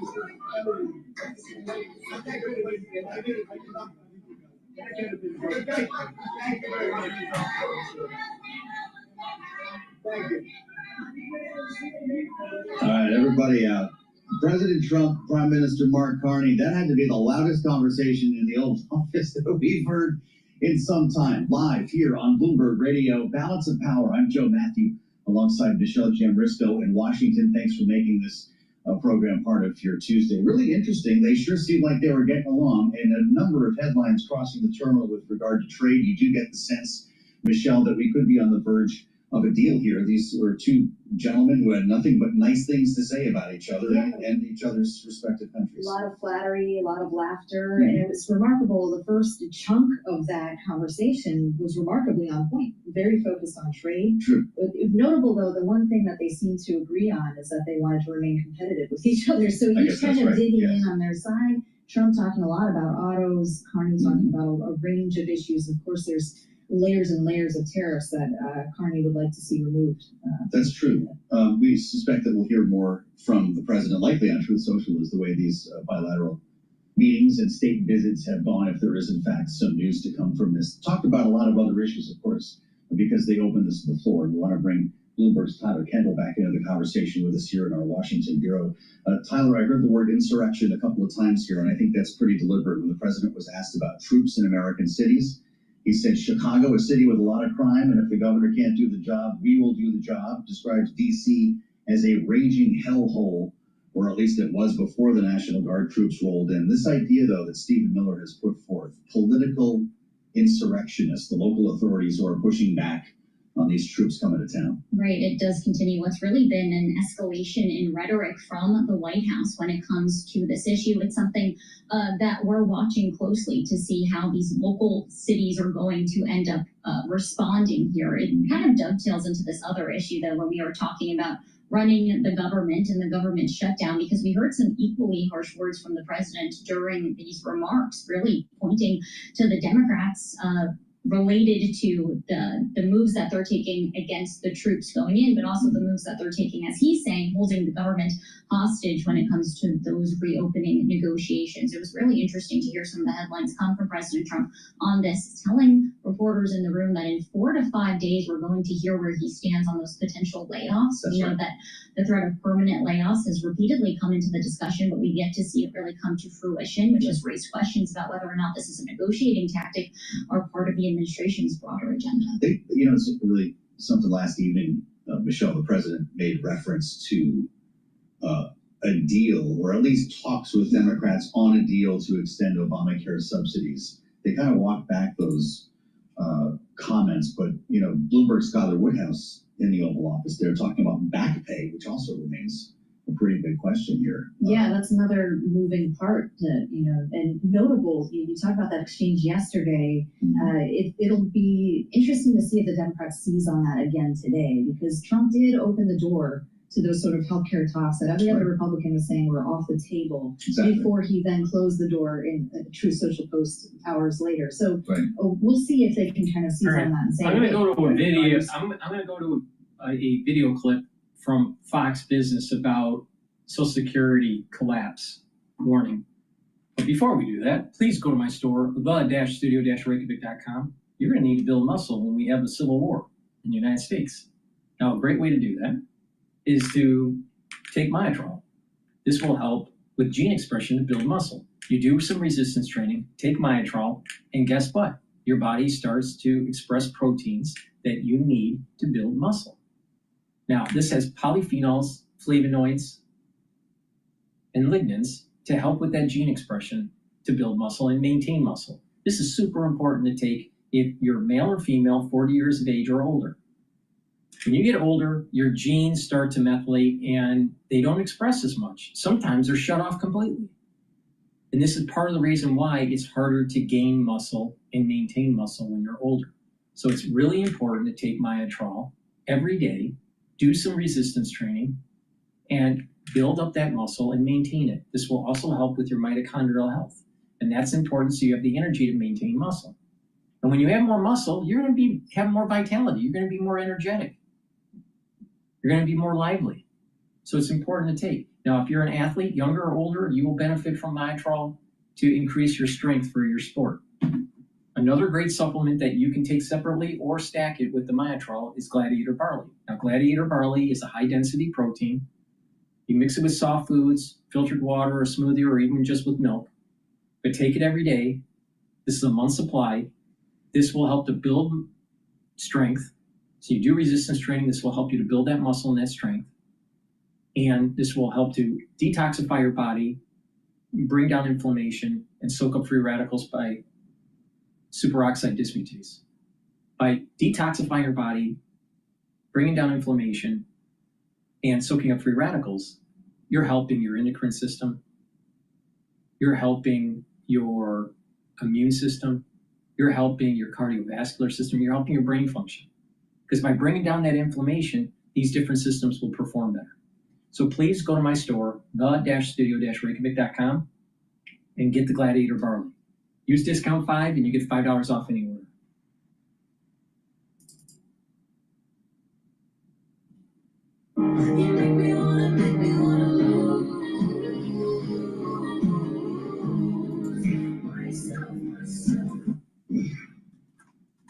We are speaking with the Democrats, and some very good things could happen with respect to healthcare. I will say this, just hang in there, because I think a lot of good things are going to happen. That's all I can say. I mean, I think a lot of good things could happen, and that could also pertain to healthcare. That's President Trump in the Oval Office signaling a willingness to negotiate with Democrats as the shutdown extends into day 7 this morning. The president wrote on Truth Social last night, "I'm happy to work with Democrats on their failed healthcare policies or anything else. But first, they must allow our government to reopen," a sentiment which John Thune made to me on Sunday as well. The House passed government funding bill failed again in the Senate last night by a vote of 52 to 42. Senate Majority Leader John Thune is expected to force another vote on government funding today. Joining me now is the Committee for a Responsible Federal Budget President, Maya McGinnis. Maya, good to see you. Thank you so much for being here. And you do such fine work in terms of watching our debt and spending. What do you see happening longer term as this government stays closed for business? Well, government shutdowns are never a sensible way to run the government, obviously. This leaves our government fighting while our enemies around the world, their governments are laughing at us, and it's clearly a sign of dysfunction. One of the deeper concerns is that the fight that we're having about reopening the government is not about how to fix our fiscal situation, which it occasionally has been in the past. It's actually a debate about whether to keep spending levels where they are in discretionary spending, or to increase them, to spend more on healthcare, and not by paying for it, but rather by borrowing, which would add more to the national debt. So I've got two huge concerns here. Our fiscal situation is unsustainable, and our government is not able to operate in a way that is dealing with all of these challenges. And the huge level of polarizations are making these fiscal challenges even more difficult to address. So I remain deeply concerned that we can't operate right now. Right. So what do we do? I mean, the national debt is rising at an alarming rate. It is now nearing $38 trillion. As you know, that equates to more than $326,000 of debt per American taxpayer. My economists are warning of a weakening American dollar, other impacts as well. Your reaction to this and the solutions that we need. You bet. We have a very serious problem, and the first step is to actually talk about it honestly. Instead of politicians promising the sun, the moon, rainbows, unicorns, all sorts of things, we need to start talking about the situation as it is. We're going to reach record levels of debt never seen in this country before in just a few years. The problems start with looking at where the growth in the budget is. The largest areas of growth come from retirement and healthcare, and disturbingly, interest on the debt, which is growing faster than any other government program. Now, the things that I'll say are the opposite of what politicians say because they're not willing to level with the American people, but we have to fix Social Security. It becomes insolvent in 7 years. We need to look at reasonable things like means testing, raising the retirement age, lifting the payroll tax cap. We have to change the way the healthcare system is delivered to generate savings, and we have $25 trillion in tax breaks over the next decade. We could limit a lot of those and help start to close this gap. Yeah, it's a great point that you make, particularly about the Social Security age issue, because that seems like an easy one. It wouldn't affect the people who are very close to retirement. They're going to get what they expected. But younger people who may not even be expecting it, why not move the retirement age higher, given that we're living longer? Absolutely, it could be win-win in terms of expectations. When the program started, retirement age was 65, life expectancy was 62, so it made sense. You really think you're going to have a job with AI? Think about it. You want to extend that? My method is better in terms of cut the benefits in tiered sections every 5 years. If you're going to be starting to retire within that section, you get a certain amount. The ones that are retiring soon will get 100% of their benefits. But the ones that are retiring 15 years from now are going to get diminished benefits. By raising the age, that's not going to solve the problem. It's just kicking the can down the road. That's not solving the problem of debt and the over-reliance of social programs for your livelihood. What you need to do is save more, spend less, save more. You think about all the crap that you buy and you really don't need. Yet you don't take care of your health. You don't take care of your retirement, but you'll buy all this frivolous crap that no one needs. Now, here, you put it in the perspective of AI. Less jobs will be available. There's some experts in economics that are saying, guess what? AI is going to eliminate 100, I don't believe this figure, but they say AI is going to eliminate in the next 10 years 100 million jobs in the United States. 100 million jobs. Now, I don't think that's true. It's probably a quarter of that. So even if it's a quarter, that's 25 million jobs in the next 10 years. 25 million. And if they're saying that you need to extend the age requirement for Social Security, you really think you're going to get a job when you're like 70, 75 years old? No. Most people, once you hit about age 50, and there's some sort of corporate restructuring for whatever reason, AI implementation, a buyout, whatever it is, merger acquisition, they're just downsizing the company, whatever it is. It's always harder for those people that are in their 50s to get rehired in a different company because of their age. So it's just going to be exacerbated. You think people that are laid off at age 60 are going to have an easier time to get work? Of course not. So extending the age doesn't make any sense. This would work fine if you happen to stay employed with a company. But what happens when they get laid off and they can't find any more work? What do you do then? It's a stupid fucking solution. This better solution is be a producing country, have more economic cluster, have less reliance on social programs like Medicare, Medicaid, and Social Security, save for your retirement, and stop frivolously spending on stuff that makes people like Tim Cook rich. How many times do you need to update your iPhone at $500 or $1,000 a pop? Does that make you wealthy? No, it'll make Tim Cook wealthy. And that's the very issue what's going on in the United States. And this division between the haves and the have-nots. So we're going back to this whole slave morality and master morality from Nietzsche. The slave morality always keeps them enslaved because what they're doing is that they're consuming content, they're consuming products, they're consuming services that only make the master morality more viable. So extending the age isn't going to help.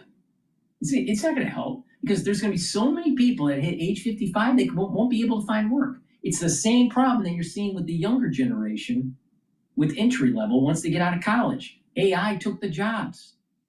On the other side of the spectrum is that the worker's going to be too old and AI took the jobs. So how's this going to help? Another dumb broad having a stupid solution. Now the retirement age is up to 67 and life expectancy is in the 70s, 80s, 90s and growing quickly. Young people don't think they're going to get anything like you just said. So if we can lock in benefits, but you are expected to work longer, assuming that you're able to, they would come out ahead of where they think they're going to be. Nobody's touching current retirees' benefits. The AARP should stop trying to scare people. Most people will not be able to find work after they get laid off if they're in their 50s or older. Most people will not be rehired. So how many people actually get to age 68 or 70 in the workforce? Rare. Super rare.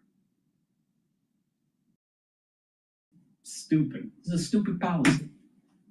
It's a dumbass policy. Become a part of the solution here. And we should talk about adjusting the program for the things that have changed in the way that we're all living our lives. So that's a great place to start. Everybody behind the scenes knows that it makes sense. It's just that politicians keep demagoguing it when it's a very reasonable policy. Yeah, and by the way, I have asked Frank. YouTube Premium is ad-free YouTube and the YouTube Music app all together. Uninterrupted video. Yeah, and by the way, I have asked Frank Bisignano this same question, and it seemed to me that he was thinking about that, and that was certainly a serious contender on the table. Of course, Frank Bisignano, the head of Social Security Administration, was just promoted. Scott Bessent made him the new Chief Executive Officer of the IRS, creating this new leadership structure and modernizing the IRS. So we wish him well on that role as well. Maya, walk us through what happens to these important agencies should we stay on this track that we're on right now? Because I know that you very much pointed out that Social Security will go insolvent in 10 years. Medicare, Medicaid also in trouble. So walk us through that as we await the details of this shutdown and what happens next, Maya.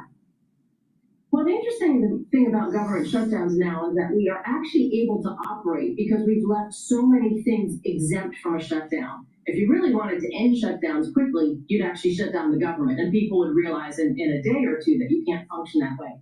But so many of these areas are exempt. People will still get their Social Security benefits. Most of the government will still work.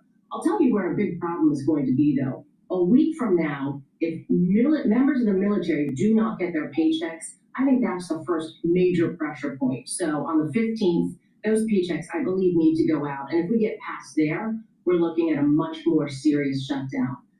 But you always have reporters trying to say all the effects of these things, and there's so few things that actually are affected. You're going to a national park, it's terrible. But otherwise, most people don't really feel a government yet, but those paychecks would hit. Yeah, I mean, the October 15th is the likely first missed military salary payment, as you mentioned. October 20th is likely the first missed federal worker payment as well. Maya, what kind of policies do you want to see in terms of spending? Because lawmakers have been saying over and over again, they want to get back to pre-COVID spending. How do you get back to pre-COVID spending when you're talking about reissuing those Obamacare subsidies, which were given out during COVID, which was an emergency moment in time?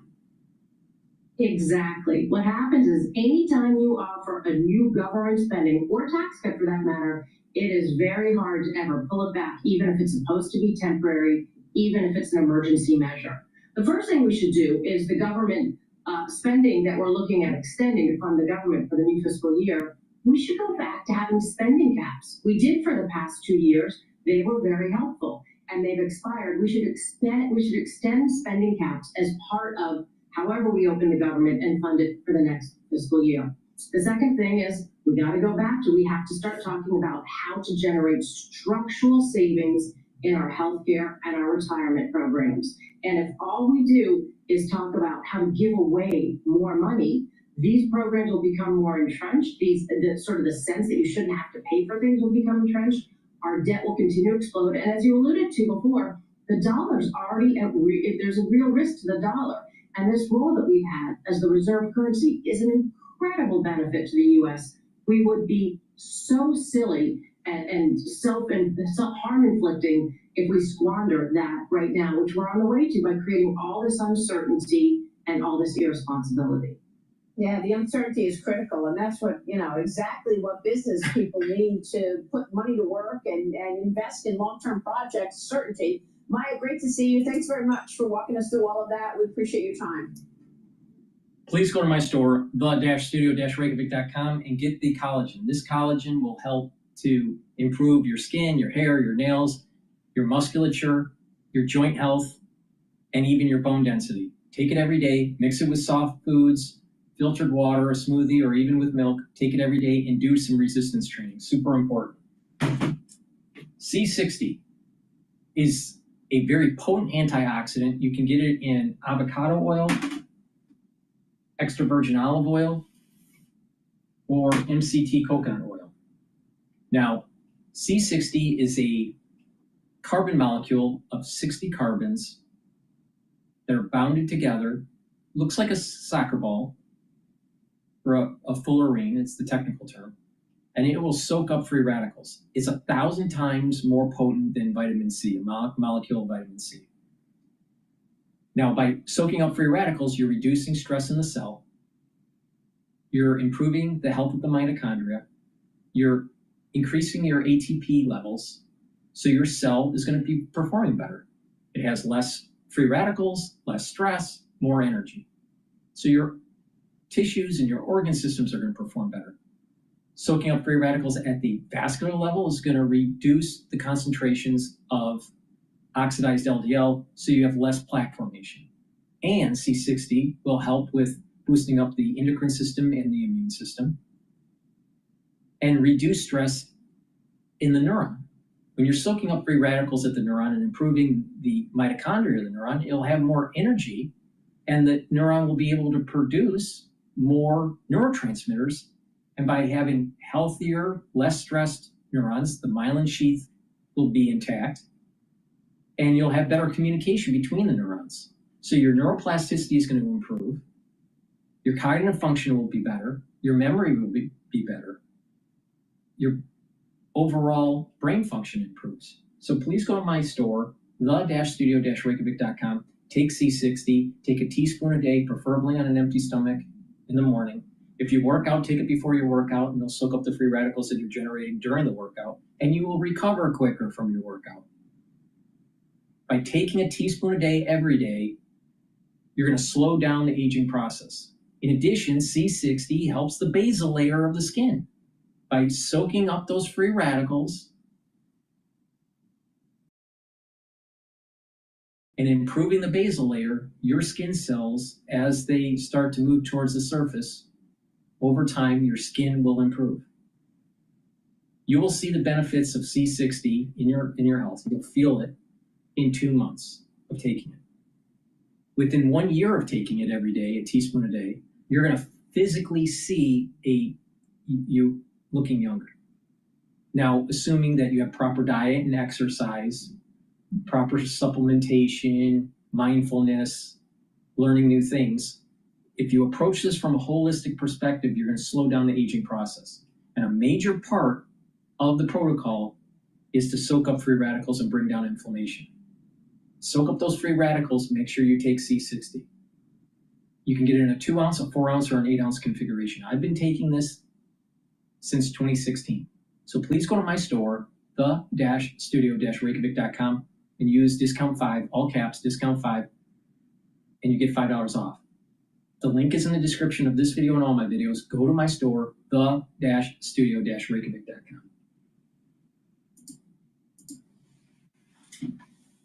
Okay, after a government shutdown, but it appears that the issue that they're taking with this is that Congress would have to appropriate those funds specifically. This shouldn't be considered to be an automatic guarantee, and that's really what we're going to be looking for here. It's definitely raising the stakes. President Trump said in this Oval Office meeting with the Canadian Prime Minister Mark Carney that in the next 4 to 5 days we should know where those potential permanent layoffs shake out. But Joe, we're up against a pretty firm pressure point later this week, Friday, October 10th. That's going to be the first missed paycheck for many federal workers. 4 or 5 days, he must be thinking, I guess, about Monday, which sounds to me like he wants to give leaders on Capitol Hill room to make a deal or peel off enough Democrats to pass the CR. Well, it was interesting to hear President Trump basically signal that he could be open to negotiations. That was broadly taken as this positive step, even as Republicans have really been standing firm here that the government needs to reopen before any of these talks can take place. Now, what I'm really watching for is where a potential agreement shakes out on expanding those Affordable Care Act premium subsidies, whether or not a commitment to an up and down vote would potentially be enough for Democrats, because the thing with these subsidies is that Republicans are divided on them. Many of them go to people in these states that President Trump won in 2024. These are red states that didn't expand Medicaid and subsequently have a lot of people on Obamacare insurance exchanges. This, of course, all this style of references came in the middle of an Oval Office meeting with another world leader. Prime Minister Mark Carney is in town. They're here to talk about tariffs and trade. There were a couple of questions about that. Most of this was on domestic politics, though, and that's what happens when you have a room full of American reporters. But do we expect an announcement from the White House today on a deal with Canada? Well, it was a relatively warm meeting, as you saw. Mark Carney calling President Trump a transformative president, but we can't lose sight that Mark Carney really did campaign on countering President Trump and his trade agenda, and we really haven't seen a lot of movement when it comes to the trade negotiations. Canada is still facing that 35% tariff for non-USMCA compliant goods, though a lot of goods coming over the border, about 55% or so, are compliant. But it's really those sector-specific tariffs that I'm watching for to see if there's any sort of movement when it comes to negotiations. They are 50% for steel, aluminum, and copper. Those are really high rates, and they're impacting a range of sectors when it comes to Canada. It was interesting, though, because President Trump seemed to demur multiple times when asked, what would it take? What can Canada give in terms of concessions to get this over the finish line? As you all know, there's a range of things that this White House is looking for, from market access to curbing fentanyl to then digital services taxes, something that has repeatedly come up in the conversation. A lot going on around here, Tyler. It certainly reminds us how much has yet to be determined when it comes to Canada. We've spent so much time looking at Europe, looking at India, looking at China, that our nearest neighbor and biggest trading partner has yet to be resolved. Tyler Kendall, frequently on the north lawn of the White House. Lucky to have her in studio today, our Washington correspondent. Tyler, thank you so much. I'm Joe Matthew in Washington, and it's great to have you with us here as we continue the conversation with someone who's in the middle of it all with regard to the government shutdown. As I mentioned, not all lawmakers have gone home, and that includes Congressman Mike Bost, Republican from Illinois, who is chair of the House Veterans Affairs Committee. And just to give you a sense of who we're about to talk to here, as I like to let you know exactly where a lot of these members are coming from, because, they're real people too, and bring a lot of unique experience in many cases today. Mike Bost, former firefighter, U.S. Marine, ran his family's trucking business, member of the Main Street Partnership. How did I do, Congressman? Will it be the middle? Will it be the Main Street Republicans who figure a way out of this? You know, Joe, I think it's a case where we need to make sure that the Senate today makes the vote and comes back today. Now, whether that happens or not, I don't know, but I know that every day a shutdown goes on, more pain is felt by more people. And when I'm chairman of the VA, I know about where we're going to see those shortfalls. You know, right now we have several, though we have put a front load on the medical, most of the medical providing, and most veterans won't leave out on their main services, which is their health care. But when you start talking about TAP programs, people leaving the military, when you start talking about the Fox grants, those Fox grants are special grants set up for contractors providing mental health. When you start talking about daycare workers, for those people that are homebound veterans, those are all on contracts. We're trying to work with the Secretary at this time to make sure those keep going. But each day we go further, that is more and more danger. Remember, we in the House, we've done our job. We send it to the Senate. The Senate keeps bringing it back up. There's those holdouts. They need to go ahead and open government, and then we can look into all the other things they're bringing up, because those are those things that we can negotiate while we work on this budget, but not while we're in a shutdown. Understood your point. Mr. Chairman, we spoke with the Secretary, Doug Collins, about what this means for the agency and what it means for the delivery of veterans services ahead of our conversation with you today. Here's what the Secretary told us. The positive news for our veterans, especially for those who get 9 million plus who get their health care through us, that they're not going to see any difference in what they are seeing. Our vet centers are still open, the counseling going on, our mental health outreach and placement are still going on. So this is a good time for that. And I think really is to look through this, is we're going to do what we have to do to take care of our veterans, and we have the funding to do that. Did the Secretary frame that appropriately? Because his message that evening was that benefits are not being affected by this. You're looking down the road, though, Congressman. How long before they are? And let me tell you that right now we are already operating without without the ability of the Congress to authorize those particular side contracts. Everything the Secretary was talking about is the actual function of the VA, that is the VA contract. As we're moving forward, we're a little bit worried as those contracts are starting to not have authorization numbers. Are those things that can lose out? Your health care is still going to be there. Your appointments are still going to be there. However, when we start talking about the TAP program, that's service members leaving. When you start talking about home care, when you start talking about the Fox grant, which is mental health, we have other mental health programs. But each one of these is important in itself for certain individuals. We're okay now, and I'm glad we are, but we've got to pay attention. This can't go out for a long time. Some are suggesting we could have another record here. I'm not sure anybody has a clue at this point, Congressman, as long as the leadership are not engaged cross aisle here. And I just wonder what you think. The president mentioned last evening from the Oval Office that talks were underway with Democrats on health care. Is that a plan that could be done through back channels, that could be done quietly to bring Democrats to the table, or does there need to be some sort of grand bargain here that involves government spending? I really believe that if we come back and then we can work on that. Remember, that problem doesn't come to fruition until the 31st of January. This CR only gives us to the 21st of November. So we come back, we start negotiating these things. But the reason why this is difficult to negotiate is just that. It's difficult to negotiate. Even though we don't want to see anyone lose their health care, if we're having to subsidize the health care, there's a problem with the health care system in the first place. And we're not subsidizing the individuals, we're subsidizing the insurance companies. So therefore, the minds need to come together, but they don't need to come together by scaring our general public in a shutdown. We need to come back to work. We need to go to work on these problems. We're not saying they're not there and we don't need to work on them, but we can't be working on them while we're playing these games and you're holding these hostage. But if you look at our Democrat colleagues, many of the leaders on the other side, 13 times they voted to keep the government open with this same type of clean CR when Biden was in and gave quotes like, we shouldn't hold the American people hostage. We've got to make sure that we don't use it as a negotiating tool. Instead, we keep the government open so that we can continue to negotiate. That's exactly what they said. They were right then, they're right now, that would be right now, and that's what we're saying. Congressman, our listeners and viewers should know that your 12th district in Illinois is not part of Chicago. It's Not down at the all. southern part of the state. You're closer to St. Louis than you are Chicago, actually, in the Yeah, but actually, western part of your district. Yeah, St. Go ahead. Louis is the northern part of my district. St. Louis is the northern part of my exactly. district, and I have 1/3 of the state's Okay. land mass. So, Well, so my major all of that said, employers you got a down lot here of for farms me. there too. You got a My lot of second farms, largest Congressman, and I'm employer is wondering. ag. So what are you hearing from the White House on this? Does there need to be a bailout? Should it come from tariff money? How do you handle this? If they're not buying soybeans in China, what do you do? Yeah, we've been talking with the administration on specifically that. The tariff money, some kind of situation to help many of these farmers through this time. Understand these farmers, many of them are 4 years into their banks. 4 years into their bank where they haven't turned a profit. You can only do that so long.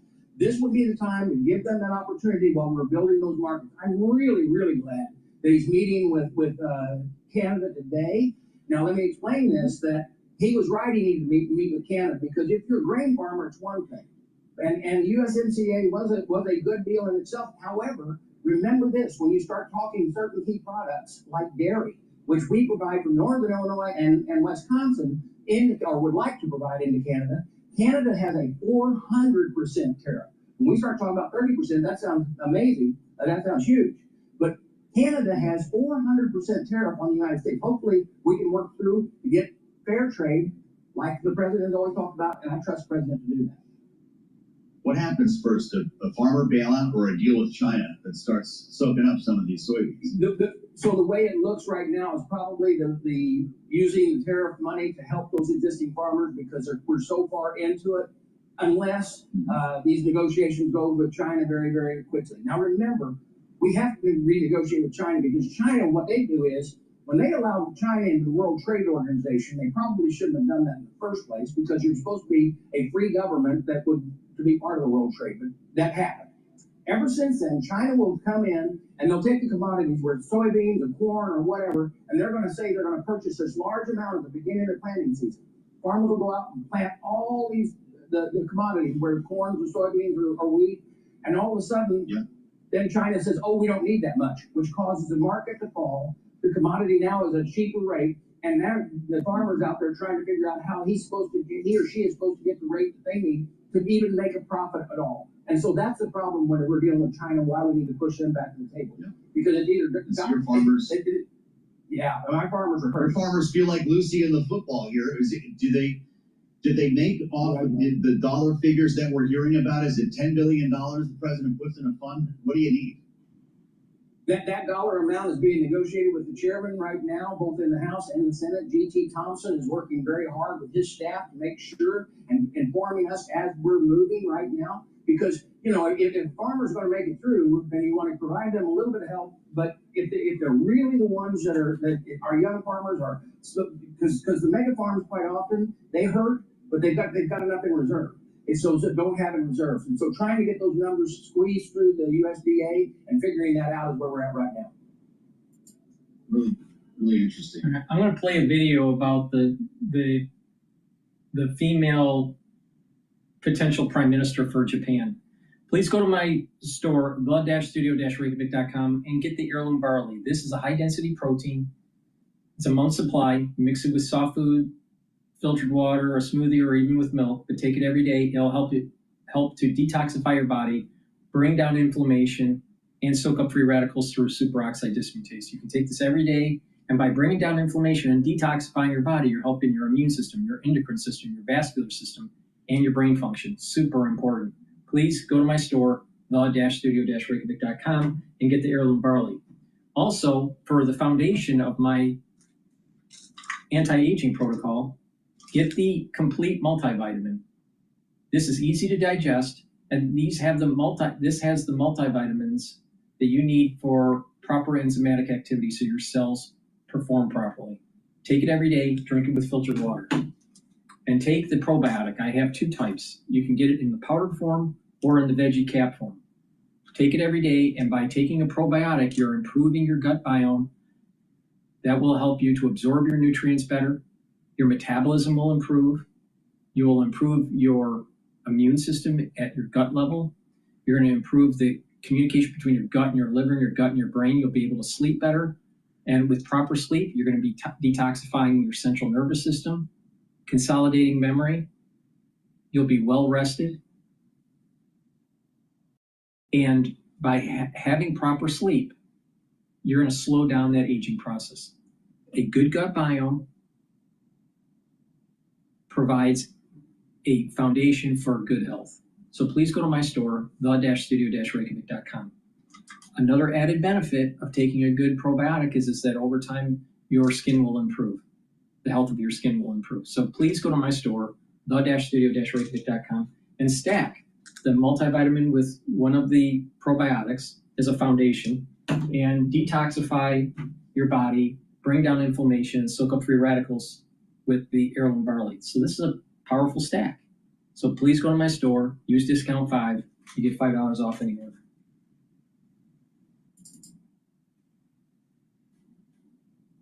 Wouldn't it be nice if work was just smooth? It can be. With Zoho, the smoothest, easiest, coolest. Welcome back. Markets this morning are higher, continuing in uncharted record territory. The Dow Industrial is up another 29, the S&P up 1.25, and the Nasdaq higher by 25 after we hit new record highs in yesterday's trading session.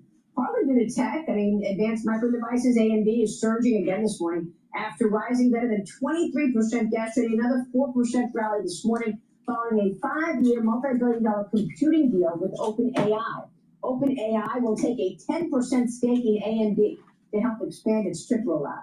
Earnings season is also kicking off this week. We've got Delta coming out on Thursday, and then next week it will be a focus on major banks. JP Morgan, Goldman Sachs, Citigroup, Bank of America will all report next Tuesday. Analysts are expecting S&P 500 earnings to be up about 5% year over year, led by technology and financials. Joining me now is Ironside's macroeconomic managing partner and director of research, Barry Knapp. Barry, great to see you. A lot to talk about in terms of catalysts for this market, whether it be third quarter earnings season about to kick off or the Federal Reserve cutting interest rates. What's your view for the fourth quarter and the year overall?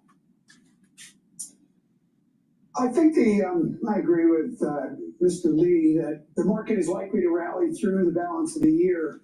I do think that the most important driver, the sectors I would expect to perform best would be actually the Russell and small bank, Russell 2000 that is, and small banks, perhaps outperforming technology the rest of the way, at least through the balance of the year.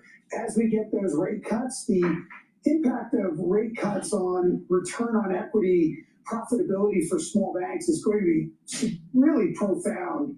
A year ago, when we went from that deep inversion and the Fed cut 100 basis points, return on equity jumped from 5% to 7.5%. This year, another 100 basis points of rate cuts will push that return on equity above 10%, which will allow them to earn out their cost of capital, start building assets again, accumulating mortgages, tighten the spread of mortgages to treasuries. It'll start a rebound in the housing market. So to me, that's the most exciting part of the story now. I know everyone sort of focuses on tech right now, but that story is getting increasingly difficult. We're not at the point where, I would argue we're in 1999 yet, but when you see, all this vendor financing going on, the cross investment deals, it is a sign that, it's getting increasingly speculative. We haven't reached the points that we got to in 99 or 2000 where the telecom sector was spending some 80% of their cash flow on capital investment. They're only at about half that level right now. But nonetheless, I think that tech story is getting a little tired, and I prefer the cleaner, cheaper story, which is Fed rate cuts really boosting profitability for small companies and small banks in particular. Well, you also have the potential for consolidation, right? You saw a major deal yesterday among two regionals, and that certainly moved those stocks. Do you expect consolidation to be part of the banking story as well? For the smaller banks, the larger ones are already up against their cap on deposits. I do. I think there's three elements to the overall banking story. One is the regulatory environment, and that's going to continue to get looser for the next 3 years, regardless of what happens in midterms I would suspect that Treasury Secretary Bessent, maybe it's even a good question for you, when he interviews people for Fed chair, I suspect one of the most important questions is, what is your view around bank regulatory policy? Because Treasury Secretary Bessent's been quite clear. He thinks that that's really important. So a looser regulatory environment for the big banks and for the smaller regional banks is crucial. And I think it will be a tailwind for them. You rightly point out M&A for the smaller banking sector is going to be a real tailwind. And then, as I said, a steeper yield curve for those smaller banks is going to really boost profitability. What do you think's going on today with the spike in the short-term yields? The 10-year is up 2 basis points right now, Barry. I want to get your take on interest rates and how many cuts you're expecting. As we're all expecting the Fed to cut rates, the yield on the 10-year is up 2 basis points, sitting at 4.16%. We also want to mention that we've got more to the tariff story. The president is imposing 25% tariffs on all medium and heavy duty truck imports beginning November 1st. This move could impact companies such as Stellantis, Daimler Truck, Volvo, and PACCAR, and also countries such as Mexico, the largest exporter of heavy trucks to the U.S. Right, two really important concepts. Right now, I think the little bit of pressure we're seeing on the back end of the Treasury market is really related to global factors. It's the election in Japan caused a big spike in JGB yields. The Japanese are the biggest global investors in fixed income. It's a relative competitiveness story, right? If 30 and 40-year JGB yields are up a lot, there is an inclination for them to sell U.S. Treasuries and bring the money home. That's part of the story. The problems in the French government putting upward pressure on the back end of the Treasury market. I'm not really concerned about our Treasury market right now. The conditions are completely different than a year ago.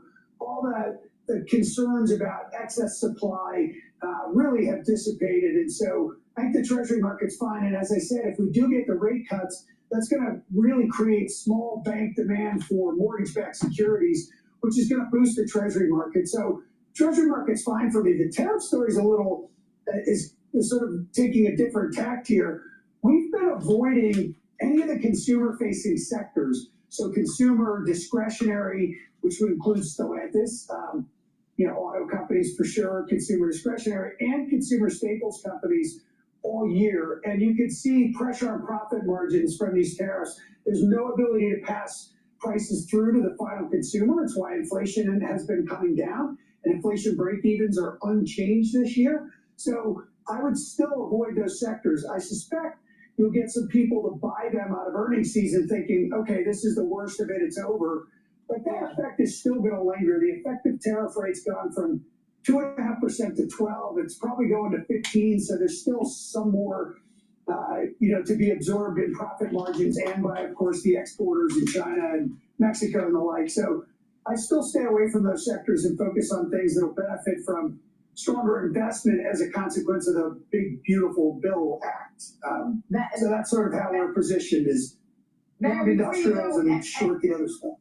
Any thoughts on Japan now that we've got the first female prime minister on her way in? Larry Lindsay yesterday from the Lindsay Report wrote, President Trump will find Ms. Takaichi offers both a very useful ally in his confrontation with Xi Jinping and a tough negotiator on bilateral trade and economic relations. To put it in Trumpian terms, she is setting out to make Japan great again. Barry, any thoughts there in terms of this new prime minister, first female prime minister in Japan? Yeah, no, it's quite a cultural change there for sure. We're long Japan. I like the equity market. My understanding is she's fancied herself a Margaret Thatcher disciple, which of course would really thrill me, but we'll see. There's lots of concerns. She's going to borrow money. She's talking about cutting taxes. It's always viewed by the left as the same thing. It's not the same thing. Cutting taxes drives private sector investment, productivity, and is a big net positive. If she's going to lower tax rates, I'm all in on her, and I'll probably add to my Japanese position. Yeah. Do you care about the U.S. government shutdown yet? I missed the payroll report, but other than that, not really. Government spending. Listen, Medicaid spending went up 50% from 2019 through 2024. Government spending has to be put on a path back to 20% of GDP. It's currently at 23%. So good first steps were taken in the Big Beautiful Bill Act to tighten Medicaid eligibility and the like. If the Republicans crater on this, there's no way back to 20%, government spending being 20% of GDP. It runs through healthcare. We have to rationalize that.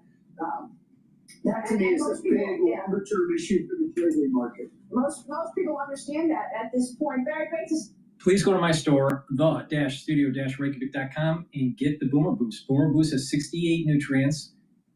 It has a very comprehensive compound profile shown on the screen here. You can also read the label on my website. And Boomer Boost will focus multiple systems. It'll focus on heart, vascular system, brain function, musculature, rev up your metabolism, increase your energy levels. And over time, you are going to slow down the aging process. Super important. And within 72 hours of taking this, you will start to notice more energy, a steady burn of energy. It's not spiking and have a crash of energy. It's a steady burn of energy. You're going to have more vitality. You're going to be wanting to be active. Super important to take every day. This should be part of your anti-aging protocol. But again, it targets your brain function, your musculature, your heart, your vascular system, revs up your metabolism. Helps with building muscle, do some resistance training. It's a great supplement. Please go to my store, the-studio-reykjavik.com. And over time, you're also going to be able to control your A1C levels. If you stack this with gladiator barley or heirloom barley, you'll be able to get further benefits by bringing down inflammation, soaking up free radicals, detoxifying your body, and building muscle. So please go to my store, the-studio-reykjavik.com. All right, let's go to Bloomberg. Netanyahu. But let's remember what these talks are being described as right now, yesterday and today, as technocratic talks. Really talks about this first phase, like things as basic as the sequencing. Does Hamas have access to the hostages, both living and deceased, in order to fulfill, if they decide to, their end of this deal? And yet again, Hamas has still not agreed to any of that. And so we do have a ways to go. And speaking of Netanyahu, he is feeling pressure both internally and externally. We have these really striking polls from Israel in the last day or so, showing that about 2/3 of Israelis are saying that Netanyahu should take responsibility for the attacks and resign. We're seeing that a good substantial portion believe that Israel has committed genocide. Those numbers are reflected by Israelis or Jews who live in the United States. And of course, the White House is seeing those polls as well. So there is a lot of pressure on Netanyahu. But of course, there's a lot of pressure on the Hamas political wing as well, because what are they going to have to do? They are going to have to sign their death warrant. And that is going to be very hard for any individual or group to do. But that's essentially what would have to happen for this deal to go through. Do you mean political death warrant, Jeannie? Sorry about that. Absolutely, political death warrant, because this says that they are disarmed, that there may be amnesty for fighters who denounce violence, but that the group itself will be disbanded and have no role in a potential future Palestinian state. And that is, as you can imagine, just like individuals, states act the same way. Very, very hard to imagine that the political and military end come to an agreement on that. They may, but they would be signing their own political death warrant there. It does certainly sound like it. Rick, I'm assuming you look at it this way as well as obviously Benjamin Netanyahu does. He's calling for the elimination of Hamas. To what extent does that lead to a potential rebranding, however, with political leaders in Gaza assuming the role of leadership in some other group? Yeah, look, I mean, I think it goes without saying that Prime Minister Netanyahu said at the time, 2 years ago, that the operation that he will overtake is the complete and total destruction of Hamas. And that has not happened to today. There are still people who would be considered leaders there, and they're the ones currently negotiating. Gene makes a good point. I'm not sure it's a political point. It actually is a death warrant for these individuals, because we only have to remember the 1972 Munich Olympic massacre, and Israel at that time said the same thing. We will hunt down the people who did this, and we will destroy them. And Operation Wrath of God did just that. It took decades, but at the end of the day, the people who perpetrate this attack 2 years ago on Israel will feel the wrath of Israel. And so this is a heavy negotiation. There'll be efforts to try and get leadership sanctuary in other cities, but they all know what we know, which is that Israel will always look for opportunities to vanquish their enemies who perpetrated these horrible crimes on their people. And that has got to be part of the negotiation that's going on today. And so, yes, there are a lot of technical issues that have to be figured out. The 20-point plan is not even close to being a comprehensive plan. But at the end of the day, all parties are now in one location hashing this out, which we have not seen happen heretofore. And I think the world is keeping pressure on these groups to try and come to an end to this carnage that's been going on now for 2 years. It's an important moment, Jeannie, in our final minute here in our conversation. With the political leadership of Hamas then, following the signing of any deal, essentially just go into hiding in Doha? They can never go back to Gaza, right? Yeah, I think that's an open question, and it's a really important one, because what history shows us is that any time you destabilize a leadership, whether you describe it as evil or tyrannical or democratic or otherwise, another group is going to come in and fill that power gap, and that group can be worse than the group that preceded it. We've seen that repeatedly.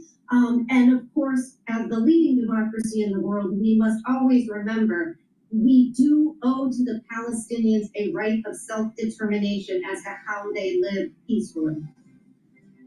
Jeannie Shanzano and Rick Davis tackling some heady issues with us today on Balance of Power, and I thank you both for the insights, and we'll keep you posted on talks in Cairo. We're back to the government shutdown next in our conversation with Congresswoman Melanie Stansbury, only here on Blue.